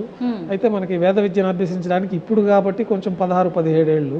మామూలుగా అయితే 7వ ఏట నుంచే ఉపనయనం పూర్తి అయిపోయిన తర్వాత మనం ఈ విద్యనంతా అభ్యసించి 14-15 ఏట మనకి ఆగమ శాస్త్రాలు పూర్తి అయిపోతే ఆయన పాదసేవ చేసుకొని ఆయన సేవకు అంకితం చేస్తారు. ఆ చేసినప్పుడు మొట్టమొదటిగా స్వామివారిని ప్రార్థన చేసుకున్నప్పుడే మనకి దివ్యమైన అనుభూతి, ఆ దివ్యమైన శక్తికి భయపడతాం కొంచెం. తర్వాత స్వామివారితోటి సాన్నిహిత్యం ఏర్పడిపోయిన తర్వాత మన తల్లి తండ్రి వాళ్ళతో సన్నిహితంగా ఉన్నట్టుగానే స్వామివారి దగ్గర భయభక్తులతోటి మనం నిత్యం ఒక పసిపిల్లవారికి చేసుకున్నట్టుగా శ్రద్ధాభక్తులు, భయభక్తులు, శుచి శుభ్రంగా నియమనిష్టలతోటి మనకి శాస్త్రాల్లో చెప్పబడే విధంగా మంత్రయుక్తంగా వీటన్నిటి లోపాలు ఏమన్నా జరిగితే కూడా ప్రతిరోజు శరణాగతితో స్వామివారిని ప్రార్థన చేస్తూనే ఉంటాం. ముందు గుళ్ళోకి వెళ్ళడమే, ఇంట్లో బయలుదేరేటప్పుడే మేము స్వామివారికి గృహదేవతార్చనలోనే స్వామి మీరు మాలో ప్రవేశించి మీ యొక్క కైంకర్యాలు చేయించుకునే విధానాన్ని చేసుకోవాల్సింది. ఈ మానవ దేహం వల్ల ఏదైనా తప్పులు జరిగితే మన్నించాలా, మీ సేవ కోసం మాకు ఈ జన్మను ప్రసాదించారు, మీరు మాలో ప్రవేశించి మీరు సేవ చేసుకోవాల్సిందే, కానీ మీకు సేవ చేసేంత శక్తి మానవ దేహానికి మాకు తెలిసి లేదు, మీరు ఇచ్చారు కాబట్టి జన్మ, మీరు మాలో ప్రవేశించి సంతృప్తికరమైన సేవ చేయించుకోవాల్సిందిగా శరణాగతి పొంది ఆ మంత్రాల ద్వారా మనం ఆలయంలోకి ప్రవేశిస్తాము. ఆలయంలోకి ప్రవేశించిన తర్వాత కూడా ప్రతి పూజ ప్రారంభంలో ఈ శరణాగతి మంత్రాలను చెప్పుకొని, ఎందుకంటే సాక్షాత్తు మహావిష్ణువు స్వరూపంలో నుంచే దేవతలు ఋషులే మేము మీకు చేయలేమని చెప్పినాక మనం మానవమాత్రలో ఈ జన్మలో మనం ఆయనకు చేయడం అనేది అసాధ్యమైన విషయం. అయితే ఆయన స్వరూపం మనలోకి వస్తే మనం చేయగల శక్తి మనకు వస్తుంది. అది అట్లాగే మనకి స్వామివారి స్వరూపంలోంచి మన విఘ్నమునీంద్రులని మన గురువు గారు ఆయన ఆవిర్భవించడం, ఆయన ఈ విధి విధానాలన్నీ ఏర్పాటు చేయడము, ఈ విధి విధానాల్లో ఆ మంత్రపూర్వకంగా భగవంతుడి శక్తి మనలో ఆవాహన అయితేనే మనం చేయగలిగే శక్తి వస్తుందని చెప్పడము, ఆ మంత్రాలు పఠిస్తూనే మనం స్వామివారి సేవ చేసుకోవడం జరుగుతుంది. గురుగారు, శరణాగతి అనే ఒక పదాన్ని మీరు చాలాసార్లు వాడడం జరిగింది. అసలు నిజమైన శరణాగతి అంటే ఏంటి? ఏ రకంగా చూపించాలి భగవంతుడి దగ్గర? అంటే అన్నీ వదిలేసి మన పనే దైవంగా భావించాలి, ఫలితాన్ని స్వామివారికి వదిలేయాలి. ఏది మంచి జరిగినా చెడు జరిగినా స్వామివారి నిర్ణయం ప్రకారమే జరుగుతుంది. అన్నిటికీ ఆ స్వామి జరిపిస్తూ ఉన్నారు. ఆయన పాదాలే శరణము, ఇంక వేరే దిక్కు లేదు. ఏమన్నా మీరే మమ్మల్ని ఏదన్నా ఈ జీవితాన్ని కడతేర్చి మోక్ష మార్గం, చివరికి కావాల్సింది ప్రతి ఒక్కరికి మోక్షము. ఈ దానికి సంబంధించి మానవ జీవితంలో కొన్ని బాధ్యతలు ఉంటాయి, కొన్ని ఆశలు ఉంటాయి, కొన్ని ఇవన్నీ నెరవేర్చాల్సిందిగా స్వామివారిని శరణాగతి పొందుతూ ఉంటారు. వారికి జాతకరీత్యా కానీ స్వామివారి అనుగ్రహం చేత కానీ ప్రత్యేకమైన సౌలభ్యాలు, ప్రత్యేకమైన వాళ్ళకి ధన సంపాదన మార్గాలు, ఇతర గృహ సంపాదన మార్గాలు, వివాహకరం చేయాల్సిన వారికి వివాహము, సంతానం కావాల్సిన వాళ్ళకి సంతానము, ఇవన్నీ స్వామివారిని శరణాగతి పొంది స్వామివారి యొక్క అనుగ్రహం పొంది ఇవన్నీ జరుగుతాయని బాగా నమ్మే వాళ్ళకి తప్పకుండా విశ్వాసంతో స్వామివారిని కొలిచి ప్రార్థన చేస్తే పరిపూర్ణంగా విశ్వాసం నెరవేరుతుంది. గురుగారు, ఇప్పుడు మార్గశిర మాసంలో ఎక్కువగా స్వామి ఆరాధన విశేషంగా చేస్తూ ఉంటారు. ఎక్కువగా ఇబ్బందుల్లో ఉన్న వాళ్ళకి ఏ రకంగా అయితే, అంటే క్షేత్ర దర్శనాలు ఇవన్నీ పక్కన పెడితే వాళ్ళకు వాళ్ళు స్వయాన స్వామికి ఏ రకంగా ఆరాధన చేసుకుంటే బాగుంటుందంటారు? ఇంట్లో మన గృహదేవతార్చనలో చేసుకోవచ్చు. ప్రతిరోజు క్షేత్రాలకే వచ్చి ఆరాధన చేయాల్సిన నియమం ఎక్కడ మనకు ఆగమ శాస్త్రంలో కూడా చెప్పలేదు. గృహదేవతను మనం తదాశరణం కోడి మన ఈ స్వరూపాన్ని పెట్టుకొని వాళ్ళ కులదేవతలు ఉంటారు. కొంతమందికి శివుడు ఉంటారు, కొంతమందికి విష్ణువు ఉంటారు, కొంతమందికి సుబ్రహ్మణ్య స్వామి అంటారు, కొంతమందికి కాళీ అంటారు, కొంతమంది గ్రామ దేవతలు ఉంటారు, కొంతమందికి కృష్ణుడే మూలంగా ప్రధానంగా చేసుకుంటూ ఉంటారు. వారి కులదేవతనికి వాళ్ళు శ్రద్ధాభక్తులతో చేసుకోవడం వల్లనే పరిపూర్ణమైన ఫలితాలు ఉంటాయి. క్షేత్ర దర్శనం వల్ల మరింతగా అదన ఫలితాలు ఉంటాయి. ఇప్పుడు ఎక్కువగా ఆలయంలో కాస్త క్యూ లైన్లో ఎక్కువసేపు ఉండాల్సి వచ్చినా, ఏ రకంగా ఉన్నా కూడా ఆ క్షేత్రంలో ఎంటర్ అయిన దగ్గర నుంచి ఇంటికి వెళ్ళే వరకు గోవిందా గోవిందా అనే నామమే ఎక్కువగా వినిపిస్తూ ఉంటుంది ప్రతి ఒక్కరి నోట్ల. అంటే ఎందుకని ఈ గోవింద నామం ఎందుకు వచ్చింది గురుగారు అసలు? అంటే దీని వెనకాల ఏదో ఆంతర్యం ఉంది అని చెప్పి విన్నాను. ఈ గోవింద నామస్మరణ చేతనే సకల పాపాలు తొలగిపోతాయి అన్నది మనకి ఆ గోవింద అనే ఒక శబ్దానికి అర్థంగా ఉంటుంది మనకి సంస్కృతంలో. కాబట్టి గోవిందాన్ని ఎలుగెత్తి ఆ గోవిందుని స్మరిస్తే సకల పాపాలు తొలగిపోతాయి, స్వామివారి పరిపూర్ణ అనుగ్రహం ఉంటుంది. అందరికీ మంత్రాలు తెలియవు. ఈ శరణాగతి మంత్రాలు ఇతరత్ర అష్టోత్తర శతనామావళి, సహస్రనామావళి అందరికీ చెప్పలేరు. కాబట్టి ఈ గోవిందనామ స్మరణ చేతనే యజ్ఞయాగాదులు చేసిన ఫలితం కలుగుతుందని మనకి పురాణాల్లో చెప్పబడి ఉంది. అందువల్లే నిత్యం భక్తులు ఆ గోవిందనామ స్మరణ చేతనే స్వామివారి అనుగ్రహాన్ని పొందుతూ ఉంటారు. మీకు ఈ తిరుమల క్షేత్రంలో కూడా మీరు ఈ దివ్యశక్తి, ఈ తిరుమల క్షేత్ర శక్తిని పరిశీలించాలంటే మనం తిరుమల క్షేత్రానికి వచ్చిన దగ్గర నుంచి ఎన్ని కష్టాలు వచ్చి, రాత్రి నిద్ర లేకపోయినా, ఆహారం లేకపోయినా మనకి ఎప్పుడు తాజాగానే ఉంటుంది, కానీ మనకు అలసట తెలియదు. ఈ తిరుమల క్షేత్రంలో వాళ్ళు 24 గంటలు క్యూ లైన్లో ఉండి వేల మైళ్ళ దూరం నుంచి నడిచి వచ్చి స్వామివారిని దర్శనం చేసుకున్నాక వాళ్ళకి మంచి శక్తిగా ఉంటుందే కానీ ఆ నీరసం కానీ ఆ యొక్క ఇతర దేహము క్షీణించిపోవడం కానీ జరగదు. ఆ దివ్యమైన శక్తి వల్ల వాళ్ళు ఎప్పుడు ఉత్సాహంగానే ఉంటారు. మీరు ఎంత కష్టపడినా స్వామివారి తిరుమల క్షేత్రంలో మీకు ఆ కష్టం తెలియదు. ఇదంతా కూడా ఈ క్రీడాద్రి పర్వతాలు, ఈ వైకుంఠంలో ఉండే ఒక పరిపూర్ణమైన శక్తి వల్ల ఇదంతా జరుగుతూ ఉంటుంది. గురుగారు, ఇప్పుడు అష్టాక్షరి మంత్రం యొక్క గొప్పతనం చాలా విశేషంగా చెప్తూ ఉంటారు. అసలు ఏంటి అష్టాక్షరి మంత్రం గొప్పతనం? అంటే నారాయణ అని చెప్పి మనం కనుక నిత్యము నామస్మరణ చేసుకుంటూ ఉంటే కనీసం, అంటే కొన్ని పురాణాల్లో వింటూ ఉంటామండి, కనీసం మరణించే సమయంలో అయినా నారాయణ అని తలిస్తే పుణ్యలోకాలకు వెళ్ళిపోతారు అని చెప్పి, ఒకసారి ఆ వివరణ కూడా. మనకి పురాణాల్లో సులభమైన మార్గం అష్టాక్షరి మంత్రం. దాన్ని ఔపాసన చేసుకొని ఒక గురువు ద్వారా ఆ మంత్ర స్వీకారం చేసుకొని నియమనిష్టలతోటి వాళ్ళు ఎంత వీలైతే అంత ఈ అష్టాక్షరి మంత్రాన్ని ఓం నమో నారాయణాయ అనేది అష్టాక్షరి మంత్రం. మనకి ప్రహ్లాదుడు కూడా ఈ అష్టాక్షరి మంత్రంతో స్వామివారి పరిపూర్ణ అనుగ్రహాన్ని పొందుతారు. ఆ అష్టాక్షరి మంత్రాన్ని జపిస్తూ ఉంటే వారికి సకల శుభాలు కలుగుతాయి. తర్వాత ఓం నమో భగవతే వాసుదేవాయ 12 అక్షరాలు ఉంటాయి.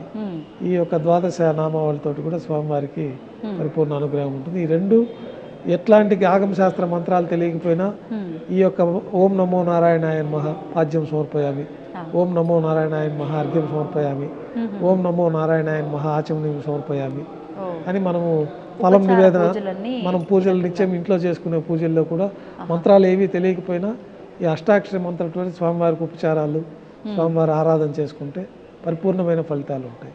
అందువల్లనే ఈ అష్టాక్షరి మంత్రానికి అంత విశేషమైన ప్రాధాన్యత ఉంది.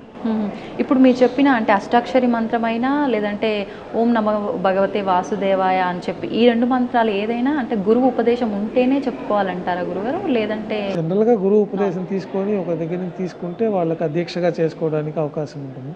లేదా వారంతగా వారు కూడా తెలుసుకొని చేసుకోవడంలో కూడా పరిపూర్ణ ఫలితం ఉంటుంది. ఏదున్నా స్వామివారిని శరణాగతి పొందే మార్గాలలో ఈ యొక్క మంత్రాలు ఉపయోగపడతాయి మనకి. ఇప్పుడు ఈ మంత్రాలు ఆడవారు కూడా చేసుకోవచ్చు గురుగారు? భేదం ఏమీ లేదు, ఎవరైనా చేసుకోవచ్చు.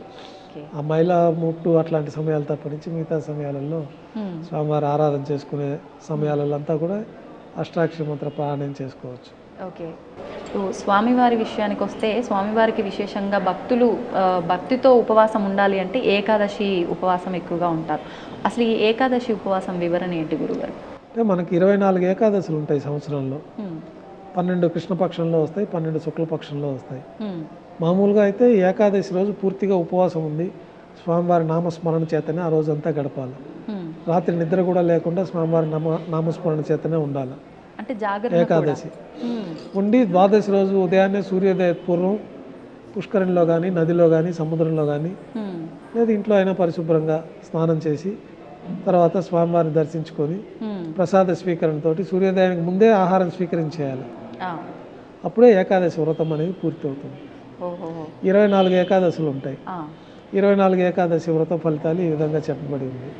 దాంట్లో మళ్ళీ ఒక్కొక్క ఏకాదశికి ఒక్కొక్క ప్రత్యేకమైన ఫలితాలు కూడా చెప్పబడింది పురాణాల్లో.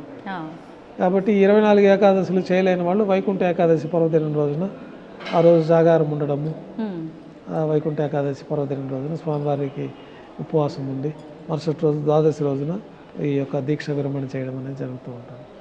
అందుకే వైకుంఠ ఏకాదశి కూడా అత్యంత ప్రాశస్త్యం ఉంది.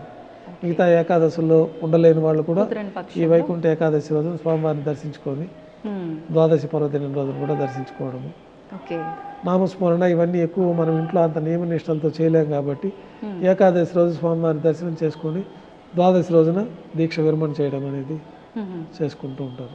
కొంతమంది ఏకాదశి ఉపవాసం ఉన్న రోజున నీళ్ళలో తులసి ఆకులు వేసుకొని తీసుకుంటూ ఉంటారు, తులసి ఆకులు తింటూ ఉంటారు. ఇలా చేయొచ్చు అంటారా? తులసి భక్షణం చేయొచ్చు, ప్రసాదం స్వామివారి ప్రసాదం స్వీకరించవచ్చు. అది తిరస్కరణ అనేది ఉండకూడదు. ఒకవేళ దేవాలయానికి వెళ్ళారనుకోండి, వెళ్ళకపోతే ఇంట్లో వాళ్ళు పాటికి వాళ్ళు ఊరికే తీర్థం తీసుకొని ఉంటారు. తులసి తీర్థమే తీసుకోవాలని ఏం లేదు, వాళ్ళు ఆరాధన చేస్తారు కాబట్టి ఇంట్లో ఆరాధన తీర్థంగా తీసుకుంటారు. స్వామివారి ప్రసాదం తిరస్కరణ అనేది ఉండకూడదు, అది తీసుకోవాల్సిందే. మేము ఏకాదశి ఉపవాసం ఉన్నాం, మేము ప్రసాదం తీసుకోవడం అంటే గుడికి వచ్చి తీసుకోకపోతే అది కూడా దోషం అవుతుంది.